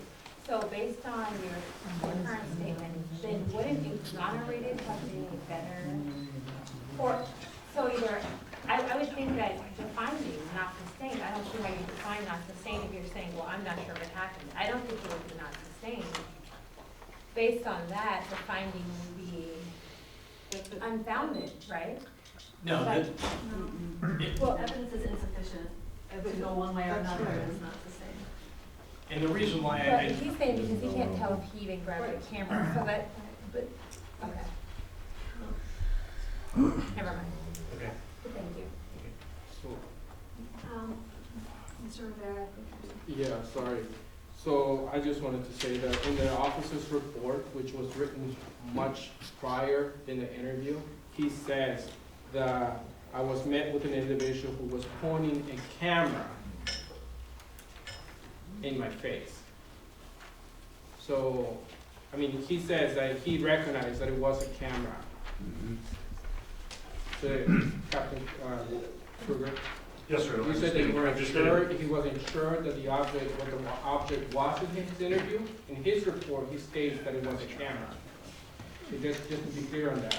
And then the other thing that I have is that you stated in your report that you had the privilege to assess the film frame by frame, and you unfortunately did not provide a frame by frame analysis in the investigation so that we can evaluate that. No, the frame by frame that you were allowed by your forensic assessment? Yes, You did not provide that to us. it's right here. Right. So, I mean, that's something that you did not provide to us through the process of us evaluating the case investigation. You see what I'm saying? Yeah, I see what you're saying. So- In regards to your question, maybe if I could answer your question about the police report. Sure. Officer Grossman's police report was written in hindsight after he knew that it was a camera. But he wrote the police report before the interview. Do you agree with that? Yes. Okay. And then the other thing is that as you know, the fact that people are entitled to record, I mean, they have this right to film the police. Now, do they have, and this is for you, Captain Burke. Thank you. When in regards to people who work undercover, do those rules or those rights or privileges apply? I think that's really a question that can be answered by the city attorney. What I would say is that you have to take a look at what the law says and the performance of the duties of the officer, and it creates some exceptions in the law And I think that's open for a lot of interpretation, is does that fit one of the exceptions that's contained within the law? See, that's where I feel like I have limited knowledge here, or full understanding as to. Again, the law that the commander may be referring to was not enacted until after, or not in effect until after this. There is a general right to film matters of public interest. Some circuits have said that filming the police while they're doing their duties is a matter of public interest. There are always what they call circumstances, or for every situation there's a specific circumstance. So in one circumstance it may be appropriate, in another circumstance it may not be. So you look at the totality of the circumstances, and no right is absolute. So you may have a right to film, but can you do it under any circumstance? No. There's going to be limits based on the totality of circumstances. So I can't give every single scenario because this circumstance is a specific circumstance. But I think we've established there is a right to film the police, but all rights come with limitations based on the circumstances. And Mr. Rivera, if I could add to that, the policy that we have and through the city attorney is we don't release pictures of officers from the police bureau who are assigned to undercover assignments. However, if those officers, my direction to my folks are, if those officers are in a public place and they are being filmed, they're being filmed. They're not allowed to stop that. And we may manage our operations in such a way that the public is kept back at a distance where they can't see our officers if that's what we wish to do. But we're not going to prevent anyone who happens to be there taking pictures from taking pictures of our officers, because again, it's clear to me that that's legitimate. And then you said that the officers are not allowed to stop the filming, that's what? Right, Did I hear you correctly? that's correct. So as it applies to this, I'm concerned because it seems to me that the officer with the pushing, or whether you agree or disagree with it, he was grabbing the camera. I mean, the intention of that was to stop the filming. Yes, but the question is it reasonable behavior under this specific fact scenario? And when I look at a fact scenario that lasts about 9 to 10 seconds, it's my determination, it's my belief that the officer behaved reasonably, not knowing exactly what was going on until he had a chance to think about it. And then, once he understood what was going on, he took his hand down and he left the scene. That's the question of being reasonable, and that's the question of where reasonableness fits into the directive. And again, I can't be clear enough. If the officer had taken one step in another direction to interfere, to actually take the camera, to have some sort of confrontation with the complainant, I absolutely agree that it's a policy violation and it would be sustained. Under this limited fact scenario of seconds, I do not believe it's sustained. Ms. Walker, did you have a question? Yeah, I had a question.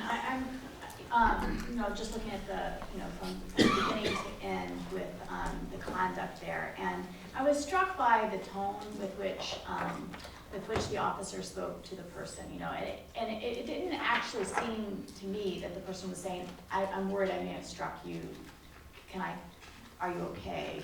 And it didn't seem to me, and also when he recognized the person and drove off, there seemed to be a tone to me that was not unreasonable, but perhaps not as diplomatic or as professional as we might want to see.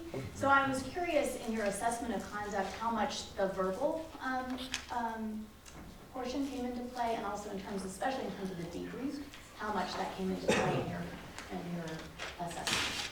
In my view, I didn't see any issue with the verbal interaction. I mean, certainly he could have stand and had a longer conversation or what have you, but he chose not to, and he left the scene. In fact, if I recall correctly from the video, he actually, chuckled or laughed, I know you, et cetera, and then got back in his vehicle and left. I didn't see anything inappropriate. He certainly didn't say anything on his face that's inappropriate. He just turned and left. And yes, maybe he could have stood and had a little longer conversation, that's a possibility. But it's also, under these circumstances, I don't think it was necessary. Was anything that was said part of the debrief, or recommended part of the debrief? So the part of the debrief was really, I mean, we talked about it quite a bit here about what other things could have happened or other directions that the officer could have potentially taken. Not saying that what he did was inappropriate, it was just to provide additional information about other options moving forward.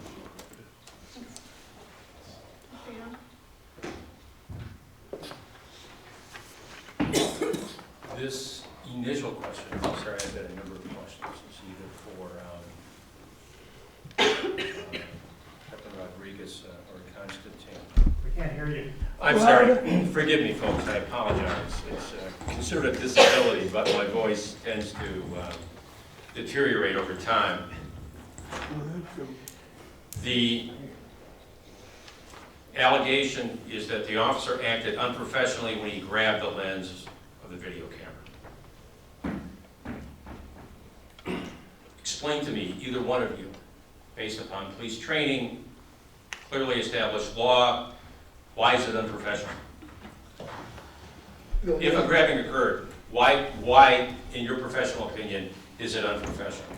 I don't think that's how police officers should conduct themselves. And I also want to add, at the conclusion of an investigation, everybody in the chain of command has an obligation.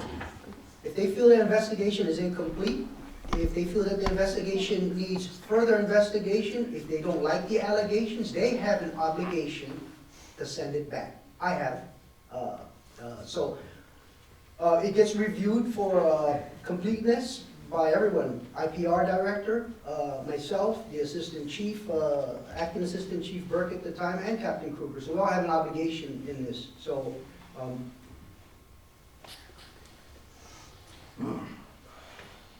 have I answered your first question adequately? Well, what you said is, I just don't think officers should act like that. That's why it's unprofessional. If the person has a right to videotape officers, and I'm going to dissect that in a second, why is there a difference? Kosha, hold your hand up, please, for the camera. This way. And I'm going to stop you from doing that. What's the difference between me doing this and remaining a half an inch away and putting my fingers on it? I don't think there's a difference. And another thing too with the allegations is the plaintiff, what we try to do is we try to fashion the allegations as accurately as possible.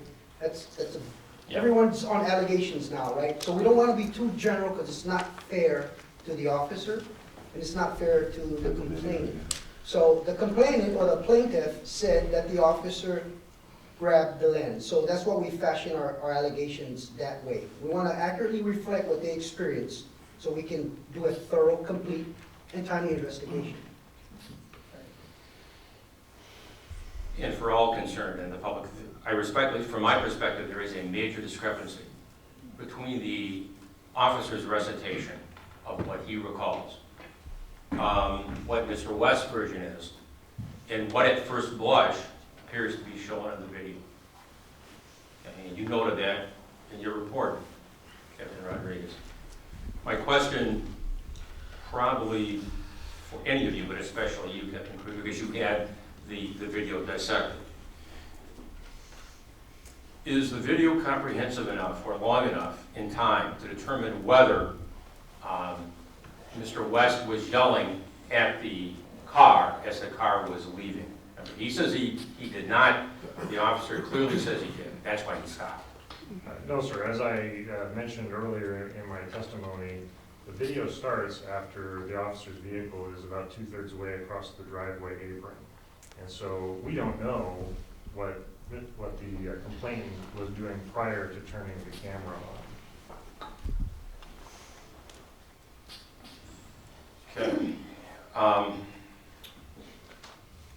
Based upon what the video shows, from your interpretation or reading of the video,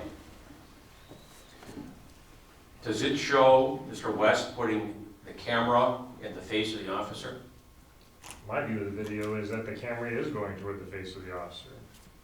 And again, my concern is that it's not an unreasonable reaction to put your hand up in that circumstance during that short period of time. City Attorney mentioned earlier that the general legal standard is that the public has a right to videotape matters of public interest. And a subset of that legal principle is that it includes the right to videotape police performing a law enforcement action in public, unless, of course, that videotaping interferes with it. My question for any of you that relate to this allegation is, we have a person driving an unmarked car in plain clothes, who could have been going to lunch, could have been going home. What is there objectively? Remember, this is a reasonable person standard, so it means it needs to be objective. What is there, what facts do we have that would allow, in this case, Mr. West, to reasonably believe that this person was engaged in a law enforcement action? Who's that question for? Either the folks that sustained the that made the allegations, either IA or IPR. Sorry, repeat the question. What facts are present that would have allowed a reasonable person, like Mr. West, to determine that this officer was performing a law enforcement action in public? I mean, from my perspective, I mean, it doesn't really matter. Frankly, I don't care whether Mr. West is reasonable or not. What I'm looking at is the allegation as crafted and what the actions of the involved member were. Just based on the allegation, did the involved member act unprofessionally and grab Mr. West's camera? That's because, you know, when you have the government deciding who's reasonable and who's not reasonable, you know, plenty of people think I'm unreasonable, so.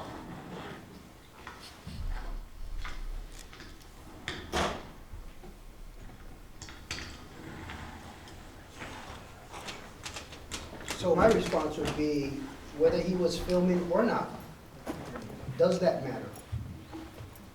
I mean, we're looking at the content of the behavior, not the legality of whether he could, by constitutional right or state law, whether he could film or not. We're looking at the conduct on the video. Okay, I mean, that narrows it, okay, because if we're not looking at the violation of an established legal right, then we're looking at the reasonableness of the officer's conduct. And there's a difference. Whether if I block you, and you've got a right to do something, I don't care whether I touch the camera or not, from my perspective, you've committed an unprofessional act, you violated a clearly established law.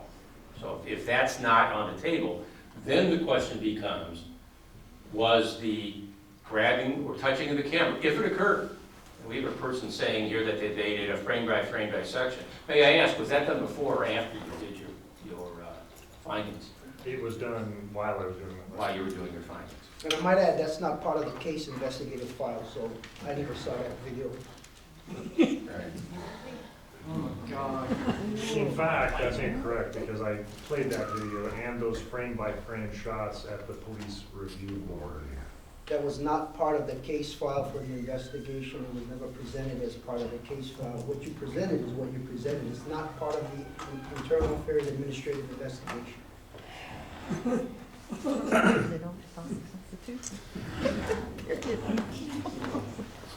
Thank you. Oh, please. Oh, I'm sorry. I'm terribly sorry. Further questions for the Bureau? I think at this time, IPR has an opportunity to comment. Well, as all the CRC members have read the file, you know, I disagree with the command's decision in this particular case. I don't really need to get into a lot of the back and forth. I mean, this is a very simple case. You have the complainant, the involved member, the video. Those are basically kind of the 3 points of this particular triangle in this case. So IPR is part of our monitoring of the police bureau. You know, we're outsiders. I report to the auditor. My job is to make sure that, you know, the first part of it is the internal affairs investigation is non-biased and thorough. And in this case, I believe it was. External affairs investigator made efforts to cover all the bases. She contacted the county. The county discussed the deficiencies of their video system, which has been an issue in other cases in the past. When it came to the findings, I disagreed with the command's findings in this case because the involved member, I found his testimony credible. I found Mr. West's testimony credible. To me, the video is basically the tiebreaker because the involved member, Mr. West, diametrically opposed in what they perceived happening that particular morning. The narrative of events that the member states in his, particularly in his police report, which is the kind of the first piece of evidence of what his recollection of the events are, and what are on the video, just to me that they did not jive up, and I think he has his perception of what occurred, and I find those credible and I find those valid, but I have to rely on my own sense and experience as somebody who reviews these cases to make my determination. So I wrote my controvert memo. You guys have had the opportunity to review that, and I wrote my memo after the police review board hearing, and you had opportunity to review that. So I mean, this is really up to you guys using your standard review of how you should, how you feel you should go on this case. Ms. Malone, may I make a comment, final comment? Briefly. Captain Rodriguez and Director Severe have made the comment that essentially their rationale for wanting this case to be sustained basically, in essence, boils down to they didn't like the behavior. That is not a standard. That is a sentiment. The standard is reasonableness. And that's exactly where the gist of my finding has gone in terms of the officer's behavior, which is reasonable under the limited circumstances of this particular interaction.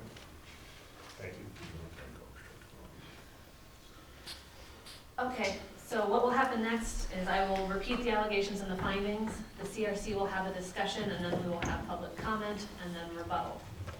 Lay out where we are in this. I would hope that to best inform the public comment and rebuttal, that when the CRC members are having their discussion, they give some sense of where their thoughts are headed and what they're inclined to do and why, just so that everybody who speaks afterwards is speaking to really what our concerns are. So the allegation is that Officer A acted unprofessionally when he grabbed the lens of complainant's video camera. The Bureau's finding was not sustained, meaning that the evidence was insufficient to prove a violation of policy or procedure. And the policy in question here Supports who? For your vote not to sustain supports who? So Robert West or Mr. Officer A? So if we affirm the Bureau's finding, we are concurring with the finding reached by Captain Kruger and that came out of the PRB.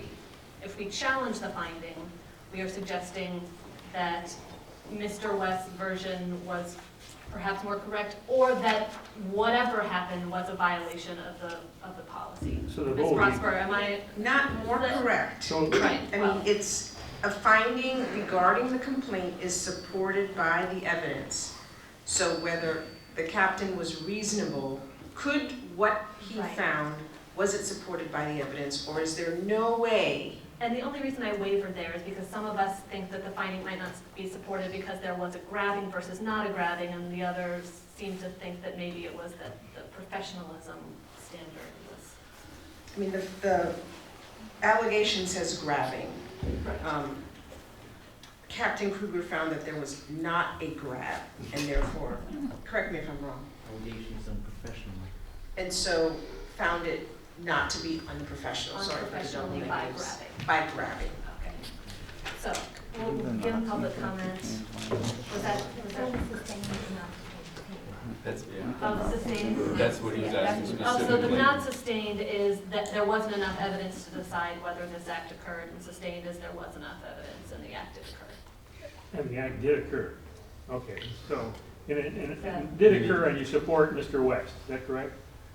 Would you do me the favor, because I'm running out of oxygen. Would you do me the favor of let me do my 60 seconds first? Absolutely. Yes, sir. Go ahead. Okay.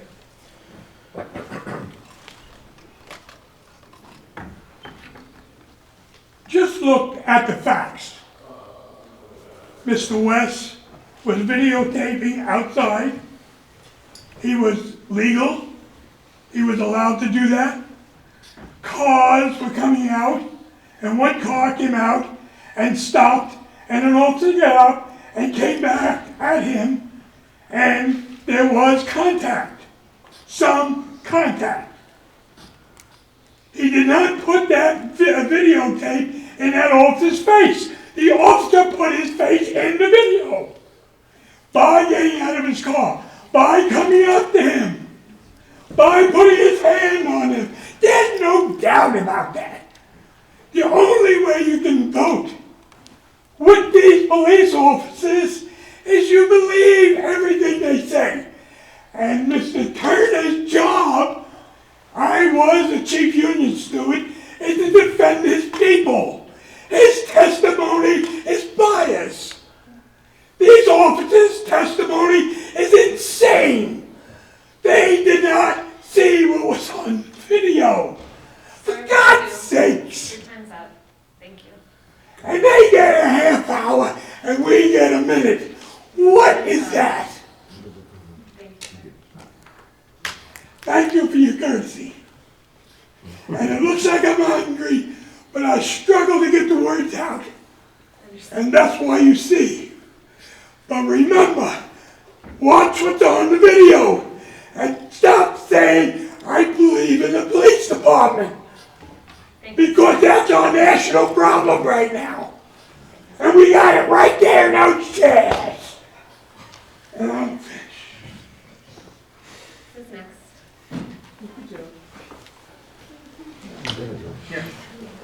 Yeah, you know, when you go to jury duty, they say, you know, you get two people, they got two arguments. Somebody gets caught in a lie, you don't have to believe anything they say. Well, in this case, I think the policeman got caught in a lie. His claim was that he thought he ran over someone or he distracted someone, and when he gets out of the car, all of a sudden that issue vanishes. It's not a concern anymore. Now he's just concerned about the camera. So I think it was a made-up story. What I really think is happening is that what I really think is happening is what the police are doing is maintaining their right to put somebody in a situation to provoke them into a situation where they can arrest them. In this case, the guy was provoked because a hand was on his camera.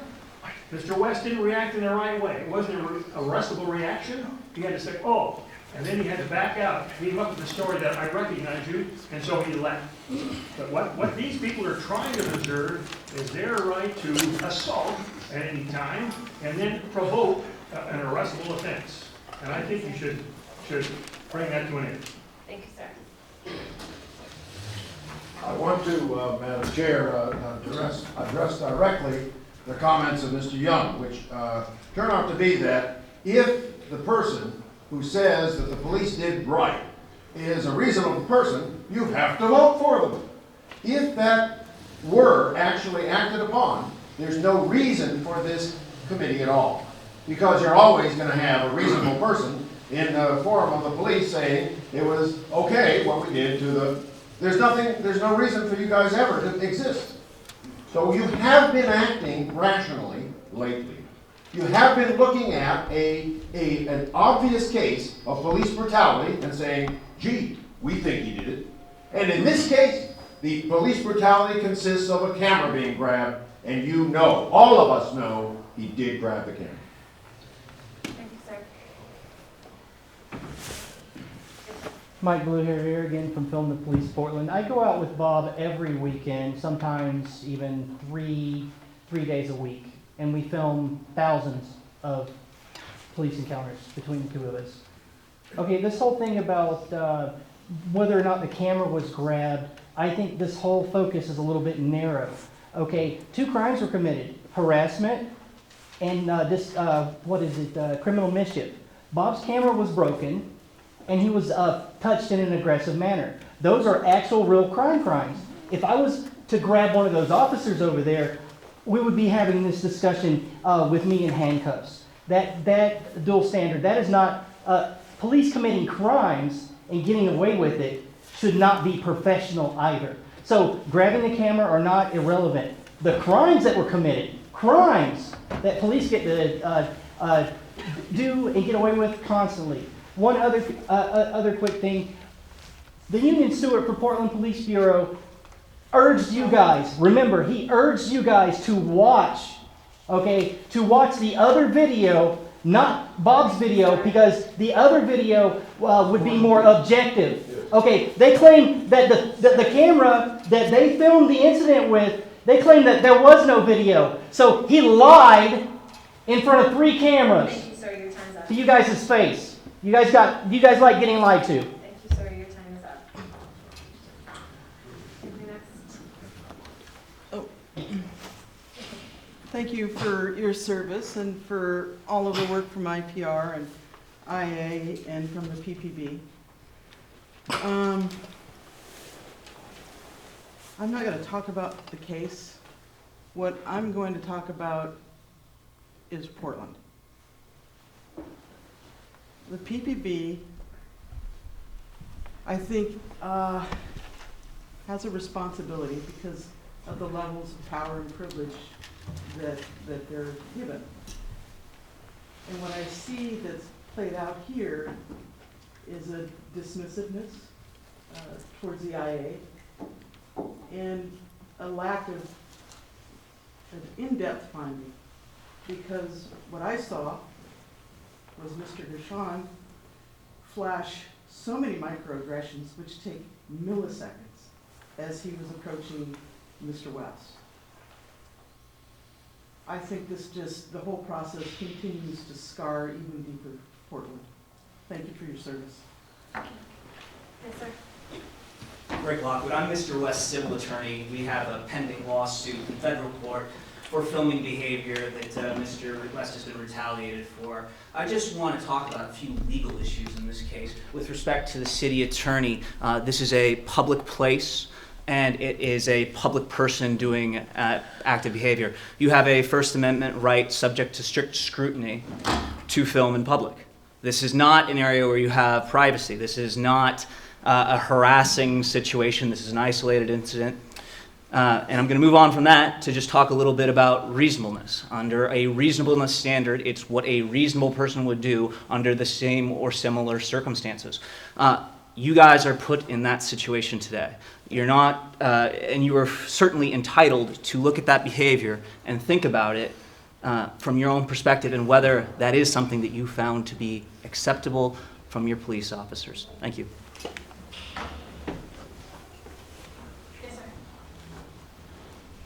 Yes, my name is Lightning.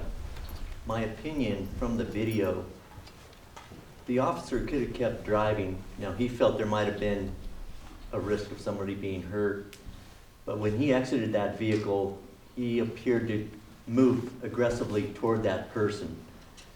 That's not, and then did not ask that person if they needed any help. To me, that was unprofessional. And as an undercover cop, if he felt in any way he was threatened, he could have kept driving, made a quick call, and they could have apprehended that person.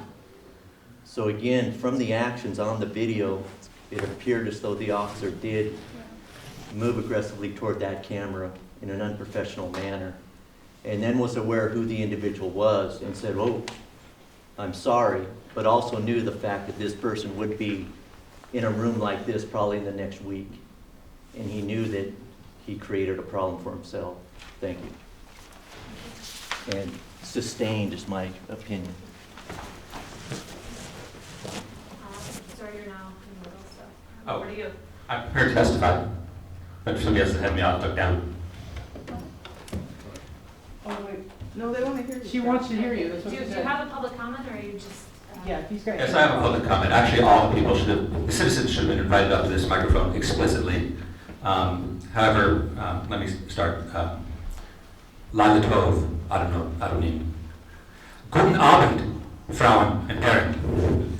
We have, of course, the context of Mr. Kruger, who's been exonerated by the police department. At this point, this becomes a personal attack. This is not about Mr. Kruger. This It is is about about Officer A. $5,000 of the city of Portland money were returned to Mr. Kruger because he's That's not what this redeemed. hearing is about, sir. I'm sorry.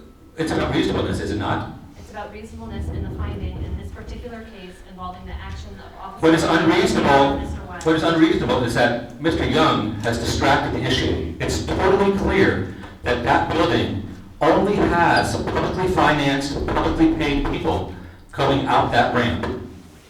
Nothing else happens there. Perhaps those cars might be driven to an officer's home, but that doesn't matter. They're taxpayer-financed cars driven by people earning tax money. Every one of them is a totally legitimate object to videotape, no matter where they're going, whether they're going to church, their wedding, or whatever. So you saw unreasonable conduct performed by a police officer. There's only one decision you can come to. Thank you. Thank you. Mr. Handelman? Thank you, Dan Handelman, Portland Cop Watch. I'm really bothered by the length of time question that came up numerous times. It took 12 seconds to kill Tamir Rice in Cleveland, okay? Yes, same amount of time. Anybody can take pictures of anybody in a public place. It doesn't matter if they're a police officer or not.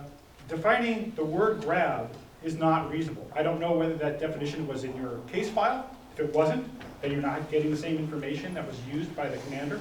And so therefore, it was not a reasonable decision. You already know you don't have the frame-by-frame analysis that the commander had. So it's not a reasonable decision because you didn't get the same information that he did. If you want to send it back so you can get that information, that's one thing. I think arguing about the definition of grab is not reasonable. And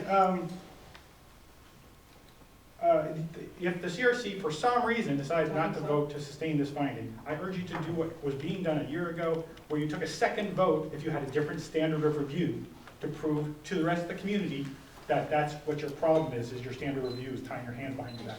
So I want you to encourage you to do that again. Any other comment? Yes, ma'am. That code that it kept referring to, or directive, has been really intensely discussed through the co-op process. And what they're really trying to change, because there's such easy translation where people have literally been killed by the police, how conduct should be of the police officer in a given situation is a very critical issue, and that's why the judge stepped in. So in this situation, I believe that the fellow that is doing this camera work is doing a highly valuable thing for this community. These people rarely get a chance to have any representation if they're in a situation where there is proof of their behavior when they're involved with the police. And I think we should honor that role. And I think we should honor the ability to perform that role, which is a camera. And this code of conduct, I agree with the testimony that this officer decided to take matters into his own hands and then recognize the fellow. But it didn't matter which citizen it was using a camera, they had a right to use a camera. And we should always have that right. Thank you. Further comment? Okay. I got something to say. Louder. 1 minute. So, I want to kind of address this to the city attorney. You know, you said that we have the right to film. Obviously, the police aren't providing surveillance equipment. They're not, they have surveillance equipment, but they're not providing footage, which they said they have. The same thing's happening to me at City Hall. I was arrested on November 25th. You said that, you know, people have the reasonable right to film something, it's public interest. Well, Barry Joe Stahl was arrested. Amanda Fritz, a registered psychiatric nurse, cleared the chamber. I was attacked by a G4S security goon, and then they falsified charges against me of trespassing, which City Hall is pretty public. I don't think that I should be facing a criminal trial for filming a guy getting beat up by Todd Engstrom, a known instigator, abusive cop. So I'm wondering, you know, is the city attorneys, are you guys ever gonna provide the surveillance footage at City Hall or just the edited version? Time's And, up. you know, like, Your time is up. what's going on with all the targeting of Sir, polices? Where, Thank you. with Your time with is all up. these people filming the police, you know, we're getting targeted. Sir. What about Please Robert's stop. what about Robert West's All right, we'll take our break secret now. police file? You Take know, a break. I want to see his secret police file because I know you guys got one on him too. That's reality. You guys have secret police files on all of us cop watchers, and I want to see them. That's reality. Reality is you guys are monitoring us, you're targeting us, and you're arresting us for filming, and then you're altering surveillance camera footage at City Hall, at the Justice Center, everywhere. You guys just do what you want, and you know what is the? Is there even a thing at? I mean, police accountability? I don't know if that even exists. I mean, I like the concept and all, but I don't think it exists, okay? That's my honest opinion. That's why I call for abolishing the police, not more accountability. Is Mr. West still? Yes. Oh, he's there. He's right here. So we'll have appellant's rebuttal, then rebuttal from the Bureau, and then from IPR. First thing I want to show you guys, there's a lot of questions about what goes up with the camera. I think all these officers would agree that if I have something in my hand and I step aggressively toward a police officer, I'm probably going to get shot that close. So I want you guys to see exactly, you know, it's not like a knife or something where I can go way out here with it. There's some points I want to bring up. First is, what grounds did the officer have to grab my camera? Okay, did he have a legitimate reason to grab my camera? The other question I have is at close proximity. If he didn't know I had a camera in my hand, came around there, what if it was a knife? What if he reached for a knife? What if it was a gun? You know, we wouldn't be talking the officers, the mistake he made. We would have been burying a police officer and I'd be doing life in prison. You know, so I believe that he knew when he drove out that I was filming. And that my camera did not present any kind of threat to him. Okay? Second, I want to bring up that the law says in public that I'm allowed to film anything in public. Basically, the limitations of filming in public is you're not allowed to film child nudity. That's a major no-no. Okay? If you're going to put it on YouTube, no nudity at all, adults or juveniles, and no graphic violence. Okay? At no time did I put this officer in threat. At no time did I lunge toward the officer. All I did was with my camera like this, and then I stopped, and then he came around. And I just twisted my body. I didn't move my feet or anything like that. Okay, the officer had no reason at all to grab my camera. In fact, he didn't even have a reason to stop. He sat there and said that he had to stop because there was a police car going down the street. The video clearly shows there was not a police car going down the street. Okay, I don't condone what's been happening in here with the people coming in, but what you're seeing is aggravation, especially amongst the people that film the police. We get pushed, we get hit. I just filed a complaint almost a month ago where an officer grabbed me and shoved me. And that was on video. And then on another video, he said that he was just trying to push me out of danger. If I grabbed an officer, it'd be a felony.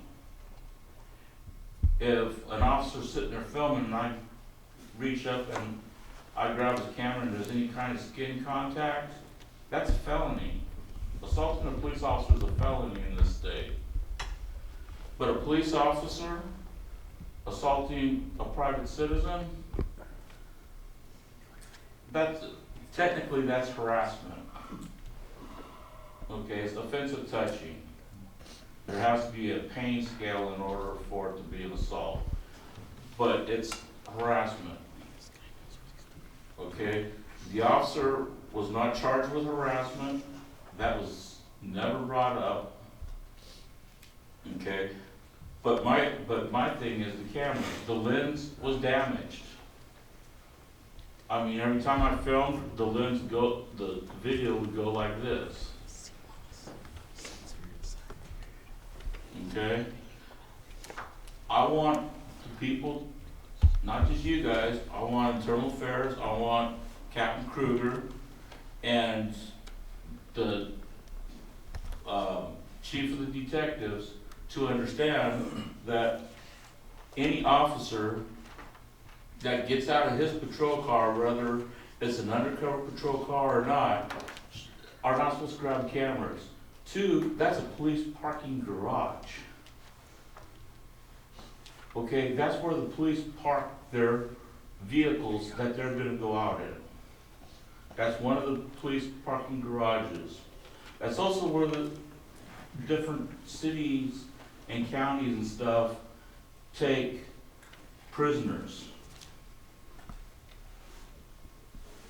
The private parking garage is catty-cornered from where the police station is. So when that officer came out in that vehicle, I knew it was a police vehicle. But even if I didn't know it was a police vehicle or not, he still had no right to grab my camera. Now, if you go over to the other precincts and stuff, and you look, there's nice big old signs, no trespassing, police vehicles only. They don't have that over there, but it's a police garage. Okay, and I keep emphasizing, he had no right to grab my camera. He had no reason. And like I said, if it was a weapon, he'd be dead. I mean, that's the sad reality of it. So even if this board says something's wrong, training needs to happen, because an officer that comes around and sees something like that should not advance on something like that until he knows what it is. And he said that he knew it was a camera. But like I said, if it was a knife or a gun, what would we be talking? Me and you might be talking, but I wouldn't be here before the board. So, okay. So that's what I wanted to bring up.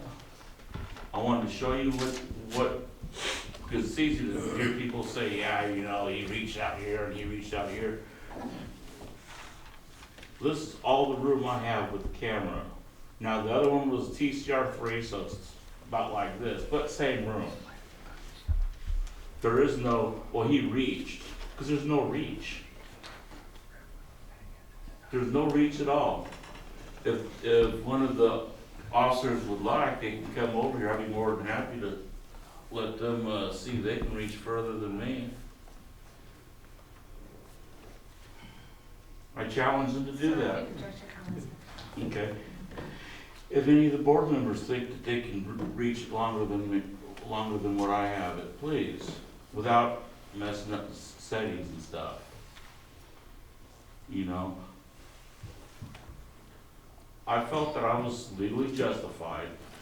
The law says I'm legally justified. I noticed the city attorney did not bring up, and I believe she's part of your board, did not bring up the thing that if you're in public, you can video record or take pictures of anything and everyone in public. There is no expectation in public. Now, if I went into a bathroom and took pictures, that would be illegal. If I went in your bedroom and took pictures, that would be illegal. If I went into your house and there's no curtains and stuff, I walked in and took pictures, that would be illegal. But sitting on a sidewalk is not illegal. Taking pictures is not illegal. So I want to bring that up to you guys. Thank you, sir. Any additional questions from the CRC, the appellant?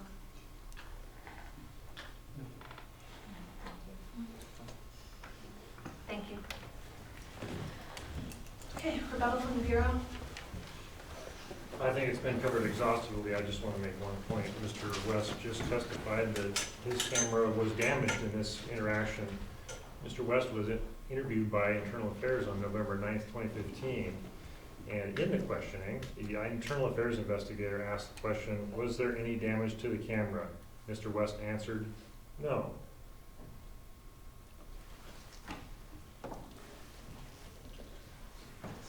Is that the extent of your rebuttal? Do you have anything else to add? I think it's been covered exhaustively. Thank you. Okay. Any further questions for the Bureau from the CRC?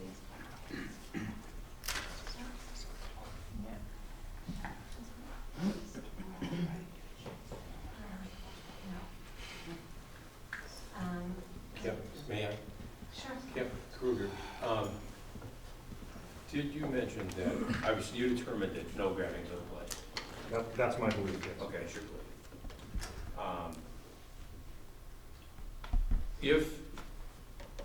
And did you say that if you believe that the camera had been grabbed, that you would have found a violation? You would have found it was unprofessional? Yes, sir.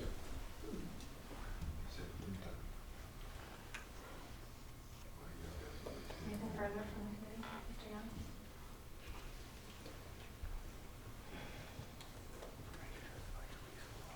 Is it commander or assistant commander? Me? Yes. Commander. Commander. I had in my notes that you said you couldn't decide whether grabbing took place. That's correct. As a command officer, if grabbing took place, is it your professional, what is your professional opinion regarding whether the grabbing was professional or unprofessional conduct? Please explain why. Well, that wasn't the fact scenario that I was looking at. I will tell you that I'm not necessarily in the same place. I think we have to take a look at the totality of circumstances, what was going on, what caused what reaction. I can't say it did or didn't, and that was the problem I had with it. Was there contact? Maybe. But as I took a look at it and I saw, we talk about, Ms. Ford, I appreciate your perspective that you had, and you talk about almost completely covered, and I think that was really clear, and that was where my problem came, is almost completely covered was not completely covered, and that's where I was trying to say, did it or did it not happen? And so there was enough question in my mind as to whether it even occurred. I mean, obviously, we had what we had. The interaction took place, but I could not definitively say that, yes, he in fact grabbed that camera, and that's what the allegation was, and that was what I used to make my decision as to whether I agreed with Captain Kruger or not.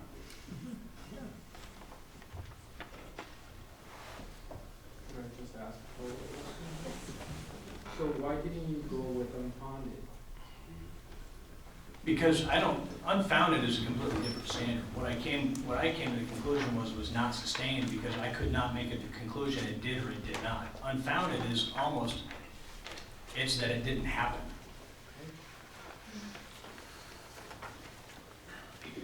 Any further questions for the Bureau? Yeah, I have one more question. Was there one person in the room that saw the frame-by-frame video, and that was you, Captain Kruger? You did not see Captain Burke, and you did not see him?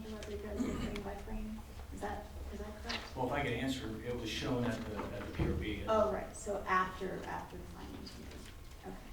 Correct. If I may, the video that was shown at the PRB made no difference on my recommendation. It wasn't any different at all. In fact, I watched the video that you all watched, and I watched it in slow motion also. So. So what you watched wasn't like a frame by frame, as you know, dividing the frames based on the film frames. If that's what was shown at the PRB, that's what I saw. It didn't make any difference in my analysis of what I looked at on the video. Slow motion, fast motion, stop. It didn't matter in my recommendation.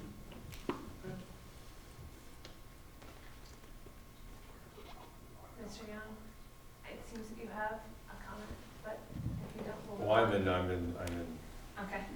To me, the standard is not whether we disagree with that conduct. We find it unreasonable.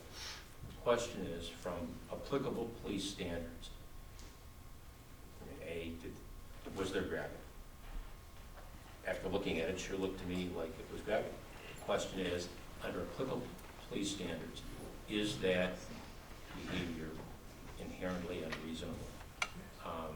And remember, the standard we have to do, that was incorrectly cited by a member of the public, supported by the evidence. The finding regarding a complaint is supported by the evidence, and a reasonable person could make the finding in light of the evidence, whether or not the reviewing body agrees with the finding. I interpret that as being, was there any sort of fact or rational basis that, in this case, the RU manager had in making that finding, and that's how we have to analyze it. So is this a question for the Bureau? If not, I want to have the discussion until we hear from IPR and IA, and then we'll return. No. Okay. So we do get rebuttal from IPR and IA. Anything to offer? You guys have heard enough out of me. It's your turn. Okay. So I would like to respond quickly to what Jim just said, because I do not think that, I respect the Bureau's opinion about these things, but I think that the directives, to me, don't mean that the Bureau gets to define what standards should apply to its own conduct. I think that unprofessional and reasonable standards are things that should be accessible to us as citizens and the people that are being policed. And I think that to the extent you're suggesting that the Bureau gets to kind of be the arbiter of where that line is, I would suggest that should not be the standard, because I think that these terms and their usage are plain. What is reasonable and what is professional are things that we should be able to determine on our own. Unprofessional standards by an attorney, you're applying normal rules of reasonable conduct for all attorneys. And who better to provide that than an attorney? In this case, we're talking about police conduct. But I don't think that professional standards for the police should be defined solely by the police. I think that it's been out. Yeah! Come on, everybody, applaud that one. To the extent that, you're right, if the directives are insufficient to meet the standards, then you change the directives. But one thing that needs to be brought out, given a lot of time to occur, this was initiated by internal affairs. Can you speak up, please? There's been a lot of comments. This these allegations, thank you, were initiated by internal affairs. And while there have been questions regarding police accountability in this case, the Bureau was policing itself. And in addition, later, IPR got involved. So regardless of what the outcome is, to the extent that there is a question of whether the Bureau looks at its own behavior itself, this is an example that it does, regardless of the outcome. That needs to be stated on a public basis. Whether it'll be appreciated, I don't know. But that is, in fact, an accurate statement. So if you understand that, a lot of times complaints will come from a citizen to IPR, and it'll be initiated there. In this case, it was done internally, as I understand it, based upon a reading of the file by internal affairs, regardless of what impact that has on relations within the Bureau. That's their job. and they did it on a good faith basis at a minimum. And that needs to be recognized and appreciated, regardless of the outcome. That's your personal opinion, thank you. That is in fact an objective statement. It is in fact a subjective statement. Sir?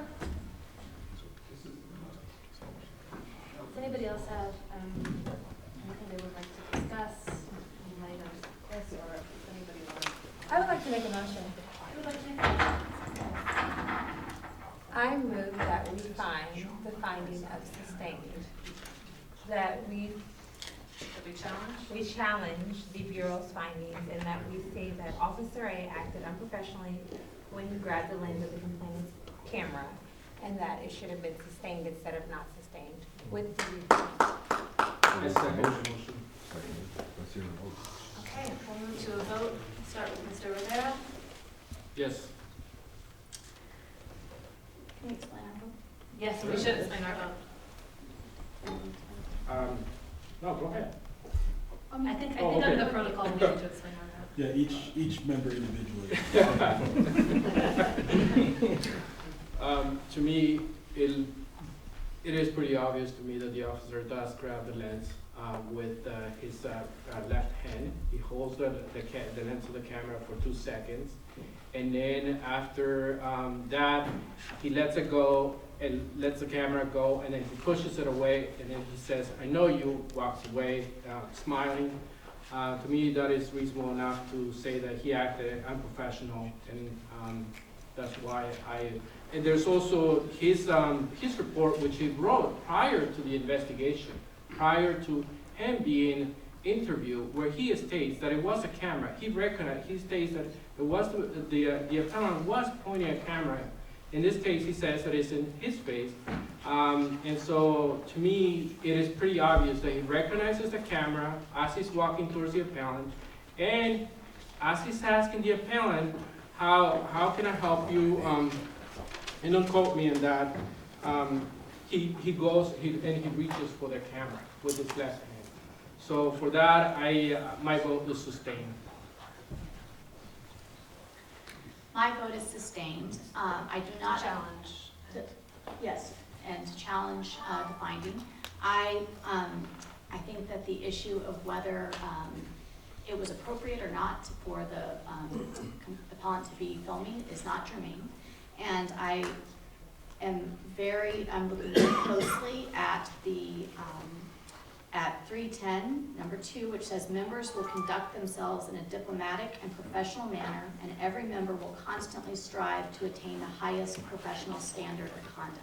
I don't believe that this is the highest standard of professional conduct, and I do think that with regards to filming, that in this climate, the highest professional standard of conduct needs to be very, very high.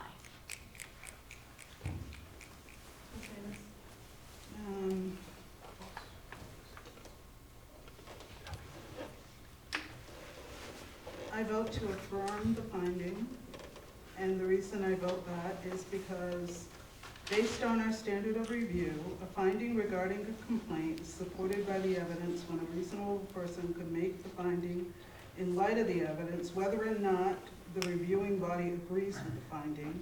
The question the CRC must answer is whether or not a city employees have made a reasoned decision that is a rational and logical connection between the recommended finding and the evidence in the record. Based on the evidence that the commanding officer had in front of him, I believe that he made a reasoned decision. Whether or not I agree with that decision is a whole different matter, but based on our standard of review, I would have to affirm it. I would vote yes on the motion to challenge the finding and recommend a finding is sustained. In reviewing the evidence, I felt that there was no way that that Captain Kruger respectfully could have viewed the same video that I viewed. I did not think that it was reasonable, and I think that I agree with Ms. Falk that the issue of the right to film was not germane.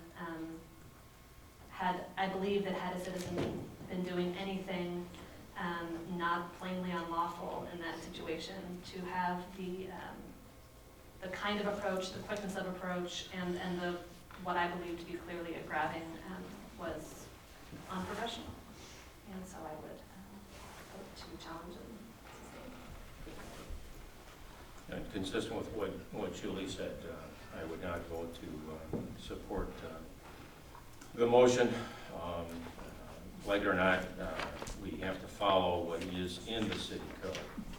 And Julie read that standard, as I did earlier. And I would point out to folks that the issue then becomes whether it was unprofessional police conduct.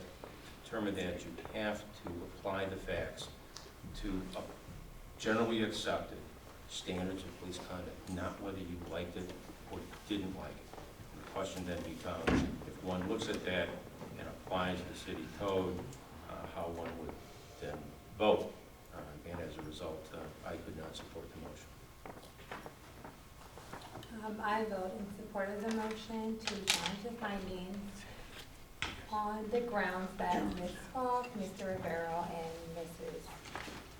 Malone have already articulated. Additionally, I'd like to say that a lot of my opinion and even the rationale for making the motion was a lot based on Officer Kruger's statement that if he believed that Officer A grabbed the camera, that he would sustain the finding and that it was unprofessional. I believe, like Ms. Malone, that watching that video, the camera was grabbed and it was unprofessional in violation of the standards of conduct. And that's why I support this challenge. I vote to sustain and challenge the findings. I believe there was reasonable time and space to make a different decision, therefore it was not professional.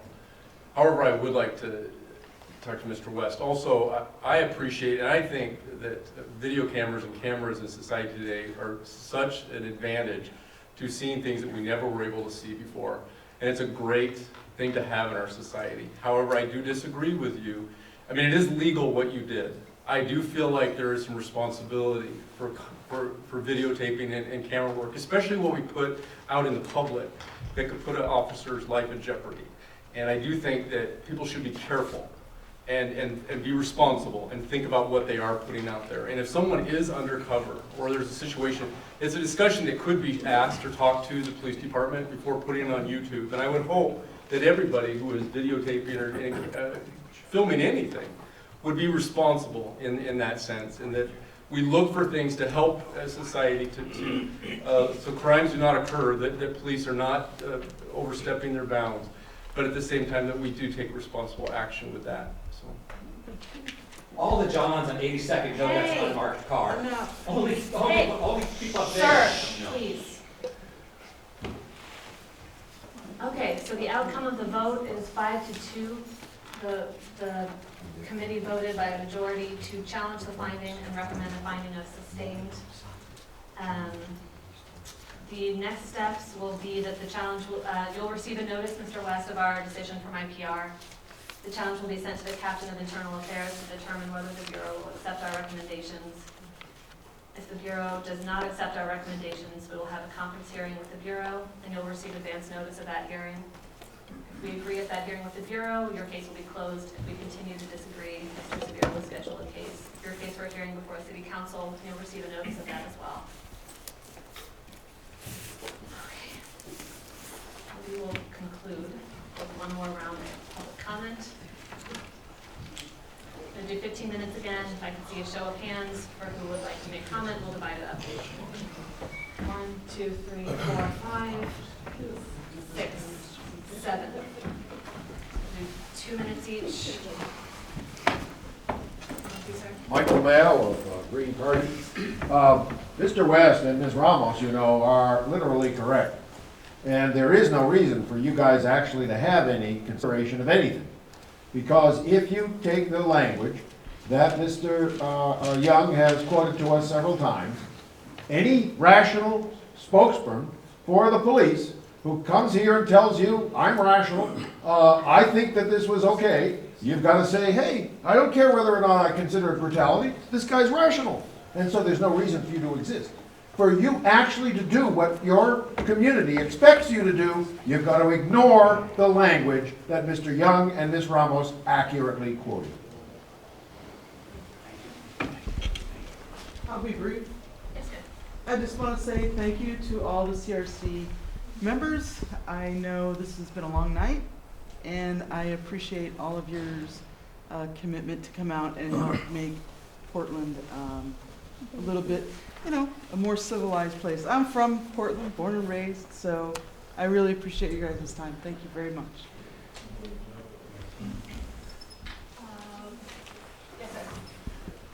Yes, I think the decision was sustained. The evidence was sufficient to prove a violation of policy or procedure. Again, in my opinion, the officer was unprofessional. And again, more training needs to be done on this situation. If he did feel he was threatened in any way, he should not have exited that vehicle. He obviously knew it was a camera. He made that decision, and he also reached toward the camera. And as media, as Bob's media has every right to film, and we need to protect the freedom of media at any and all costs also. Thank you.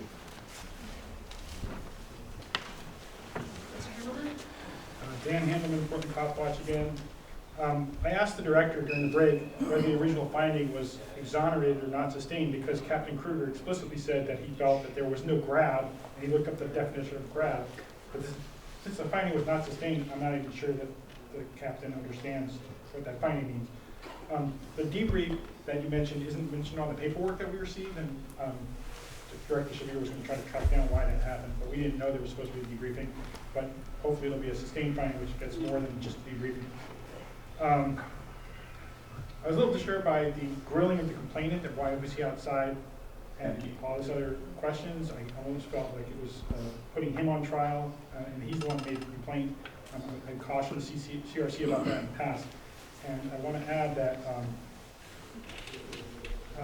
the undercover officers, we have to have a much longer conversation about whether it's something we want to have. If we're going to have a transparent bureau that does public business in public, and we have community policing, it's ridiculous to be hiring undercover officers. It's my understanding that Captain Kruger is the person that, after 16 years of us receiving a roster of all the police officers' names, was the one who decided that we would block out all the names of all the precincts of any officers who were potentially going to go undercover. It doesn't make any sense to me. They're part of the bureau. They work for us. We should know their names. We've talked about allegations over and over and over again, and it feels like you had to write it as, did the officer grab, touch, block, or otherwise interfere with the complainant's camera in some way? And maybe that'll cover it next time. I just feel like narrowing it to one word is getting very silly. Thank you.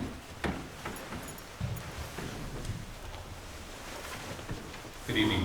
Sorry, I've been a little bit intrusive and not so mild-mannered. But as I pointed out to Mr. Young earlier, the ramp, those vehicles come up. The only people that go up and down and in and out that ramp are the people who killed Kendra James, the kind of people that killed Sandra Bland, the people that killed Keaton Otis, the people, I'll back off a little bit, I get a little reverb. I don't know if there's a middle ground. There has to be a middle ground. So I appreciate that the vote position of the gentleman on the end there. But his idea that the police need protecting, I don't, that's just something that you make up out of your mind. There's no evidence that any undercover officer in Oregon has ever been isolated, targeted, and identified. And stopping citizens from filming the police won't prevent that. I meant it when I did that outburst, that the pimps that are exploiting women, that supposedly this officer in question is going to protect, they know the undercover police. They know the vice squad. Actually, I don't believe we have a vice squad. We supposedly have a group of competent, calm men who protect women and children who are being victimized in sex trafficking, and they interdict dangerous narcotics. It's not the same as the old vice squad, but really, it is the same old police. You can see what they do to an innocent citizen with a camera.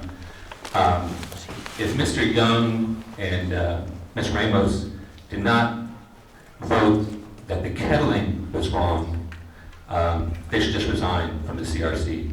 Mr. Young is a clever lawyer who tried to create a rabbit hole for the police to do whatever they want. I don't know what type of law he practices, but he's not interested in the basic civil rights of Dangerously police. close to personal attacks here. I don't, look, a person was attacked by the police, and two of you don't care, two of you think it's okay. I see you don't have any rebuttal to that. Sir, Thank that you. was not what they said. They said that the standard of review prevented them from finding sustaining. Yeah, Time is up. thank you very much. You can go home now. Sir. Mike Blue here from Film the Police Portland again. As someone that works with Bob quite a bit, or Robert West. Hey, no, God. That is unacceptable. I don't know what to do. Sir? What do you do? He threw Sir, I'm water not- on Young's face. Come on. I'm sorry, at this point, I'm gonna adjourn.